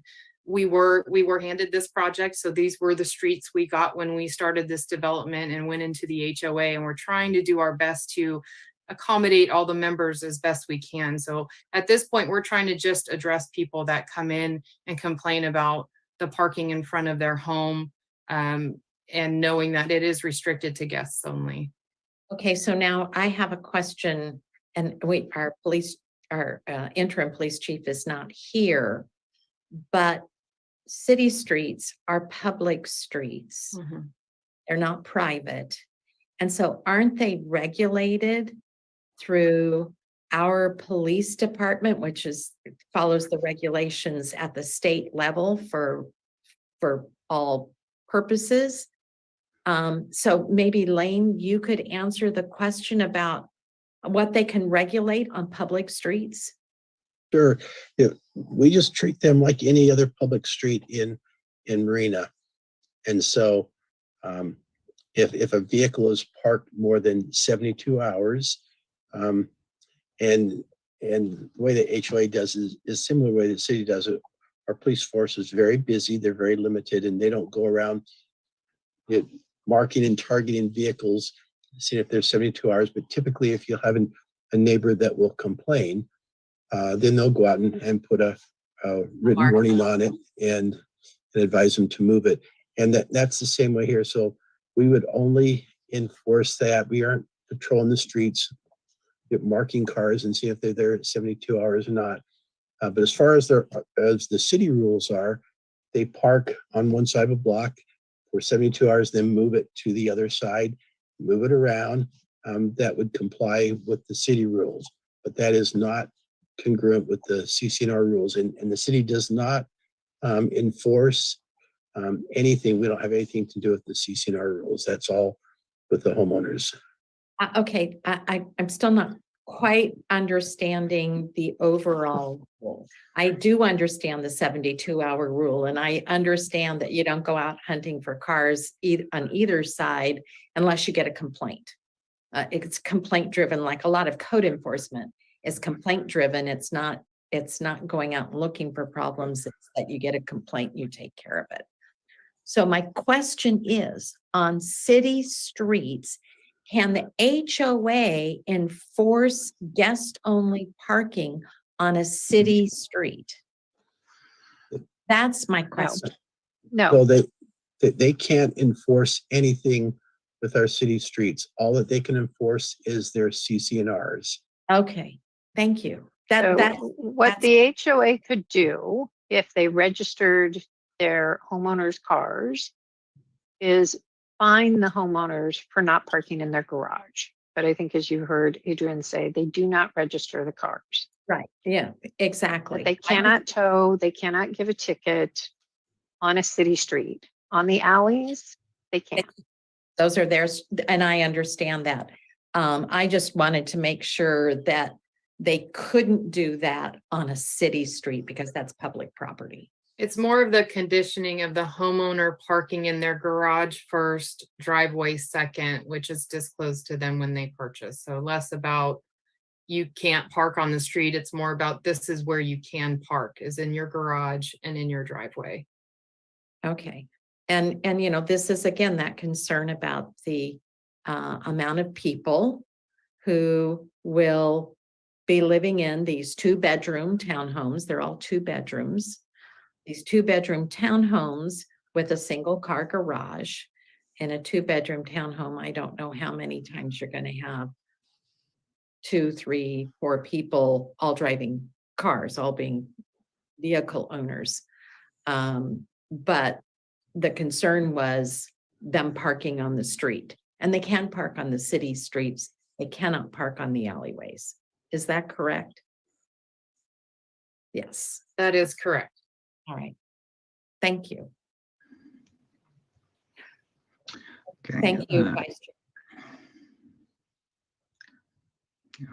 I mean, I'll kind of wrap this up. Any other comments from any other commissioners at this point? Yeah, I kind of wrap my head around this, that having looked at that map, and I think as the residents stated, I can see a lot of the separation issues across most of the development. I think the residents of the area around the Cove, which is, for those who didn't recognize it right off bat, the Cove is the main kind of recreational, that clubhouse area, and that area right there is the Cove, is that there are what, four lots right around the block of the Cove that are going to be these units. So 25% of the townhomes are going to be within 100 yards of that block of the Cove. Ultimately, I'm not sure that the planning side of how the lots were put in, decision-wise, that made the most amount of sense. But it comes back to, I don't know if there's really anything we can do. This seems it's conforming use. The streets are there. They park on one side of the street. We want low-income housing, and it is not necessarily going to be equitable, and I think it's going to cause problems, but that is something that the developer and the HOA have somewhat gotten themselves into at this point. So if there are no other comments, Nick, could you bring up the actual wording? Yes. Hang on a second to bring up the motion. Vice Chair Woodson, can I just make one quick comment? Yeah, there are two members of the public wanting to speak, and I think part of this hearing was about educating people. So for the members of the public, so the public testimony period has ended, and that the vice chair closed that, so the commission's in deliberation now. So that's why we're not recognizing you. I don't want you to feel like we're being disrespectful to you or whatnot, but the public comment period is over. So I just wanted to educate the community about that. So. No, and I appreciate that. And I think for both of those, it is an interesting process that in some ways is not fair, or it was not appearance of fair, because we in the commission side and city council is the same way. Gosh knows I've sat there and listened to the council talk for hours on end, wondering why did I only get 3 minutes? But that kind of it is the process the way it is. So I appreciate it. But yeah, Nick, if you could bring that up, so make sure I get the wording right. Very long recommended action. At this point, I have the motion to be made, recommended action made is I move to adopt a resolution of the Planning Commission that the project is consistent with the environmental impact report certified for the Marina Heights specific plan, which is Sea Haven, and that the Planning Commission approves the design review application 22-6 for the townhomes, and a recommendation to the City Council that it approve the text amendments to the MH-R district to modify the parking standards for the townhomes in Sea Haven, and adopt a second resolution to recommend that the City Council approve the second amendment to the development agreement for Sea Haven pursuant to Chapter 4.04 of the Marina Municipal Code. Are there would anybody like to? I'll make the motion to approve the recommended resolution. There Solutions. and just Vice Chair Woodson, there is a second part to this. Right. Nick, you want to pull up the second slide? The next slide, Nick. The next slide is just questions, Guido. So in this recommended motion, there is both the I'm sorry. text Okay, amendment and the development agreement. And I'm sorry, it's all adopt in the one second slide. resolution. So Sorry just to about that. clarify for Guido, yeah. So this is the accurate motion. Yeah, good. We're good. He actually was very good at tech editing this. So is there anybody who would like to, who will second this motion? I'll second it. Okay. Are there, I think at this point, I'll go ahead and ask this. Are there anybody who would like to make any amendments or modifications to this motion?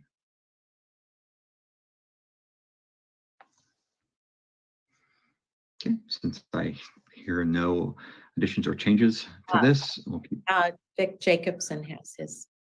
oh, sorry. Commissioner Jacobson, yes. So I would like to modify the recommendation in that I'd like to see them separated. So I think that up to I guess the point where it says townhomes and the modified part, I'd like to see the two separated, like to see the townhome in one resolution, and then the second amendment and that in a second one. I don't know if that's possible, if you hear what I'm saying. Okay, I was the maker of the motion, and there's actually, I believe there are 3 recommendations. There's one for the townhomes, there is one for the text amendments, and there is one for the second amendment to the development agreement. There we go. Thank you very much. And I'm happy to eliminate the ands and have them sit separately. I don't understand why that needs to be done, because it's 3 separate recommendations that are in this motion. Right, so if there's 3 separate recommendations, if you vote yes, you're voting yes for all 3. I see. You would like the opportunity to vote, have 3 separate motions. Yes. I see. I don't know that that's a problem. I asked staff, is that a problem? Okay. Somebody's already working on it. Yes. There we go. Yeah. Okay. I know this will take longer, but it's important to me. The only caveat is, and Karen can explain the CEQA thing always has to go first, so. That has, Right. yeah, the CEQA action is always the first act, and I don't exactly know why, but Karen can explain that, but yeah. Well, the sequence action applies to all 3 of these actions that you are taking. So if you want to take the sequence action first and then actually split it into 4, then you can take, design review, the text amendment, and the second amendment as separate motions. Okay, I'm happy to do that. So I will move to adopt a resolution of the Planning Commission that the project is consistent with the environmental impact report certified for the Marina Heights specific plan. So now I would need a second for that. I'll second that. Okay. Can I just make a point of clarification? It would be better for the record, could you and the seconder withdraw the initial motion or make this as a substitute motion, because we currently have I'm motions on happy the to floor. do that. Okay, I withdraw my my original motion. And if the seconder would agree. Did I I- second? Yeah, If I yes. did, I You agree. did second. I'm sorry, I agree completely. Okay. Thank you. Okay, so now I will make an alternate set of motions. The first one is I move to adopt a resolution of the Planning Commission that the project is consistent with the environmental impact report certified for the Marina Heights specific plan. So now I need the second. Oh, I'll second. Okay. Again. Mhm. And then we need to vote on each of these separately now, because we're doing separate resolutions. Okay. So Chair Amadeo. Yes. Hold on, I have to take track of this. Vice Chair Woodson. Yes. Chair Commissioner Rana. Yes. Commissioner St. John. I thought Commissioner St. John was recused. Commissioner Walton. Yes. And Commissioner Jacobson. Yes. Motion passes. Thank you. And now I move to approve, excuse me, I move that the Planning Commission approves the design review application SADR 22-506 for the townhomes. Chair Amadeo, We need a second for that second? motion. I'll second. Okay, Chair Amadeo, yes. Vice Chair Woodson, Yes. Commissioner Rana, Yes.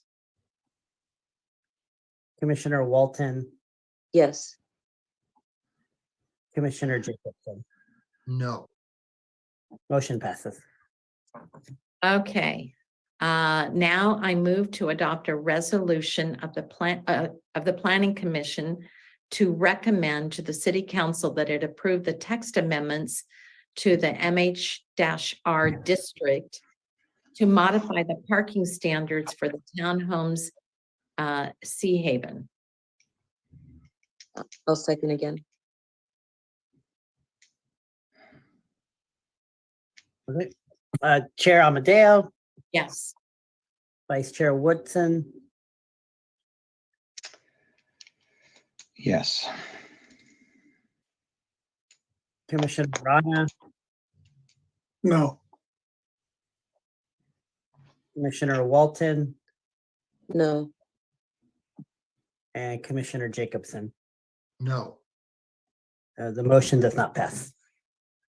Thank you. And finally, I move to adopt a resolution of the Planning Commission to recommend that the City Council approve the Second Amendment to the Development Agreement for Sea Haven pursuant to Chapter 4.04 of the Marina Municipal Code. I will second. I'm just recording all this stuff. Chair Amadeo, Yes. Vice Chair Woodson, Yes. Commissioner Rana, Yes. Commissioner Walton, Yes. and Commissioner Jacobson. Yes. Motion passes.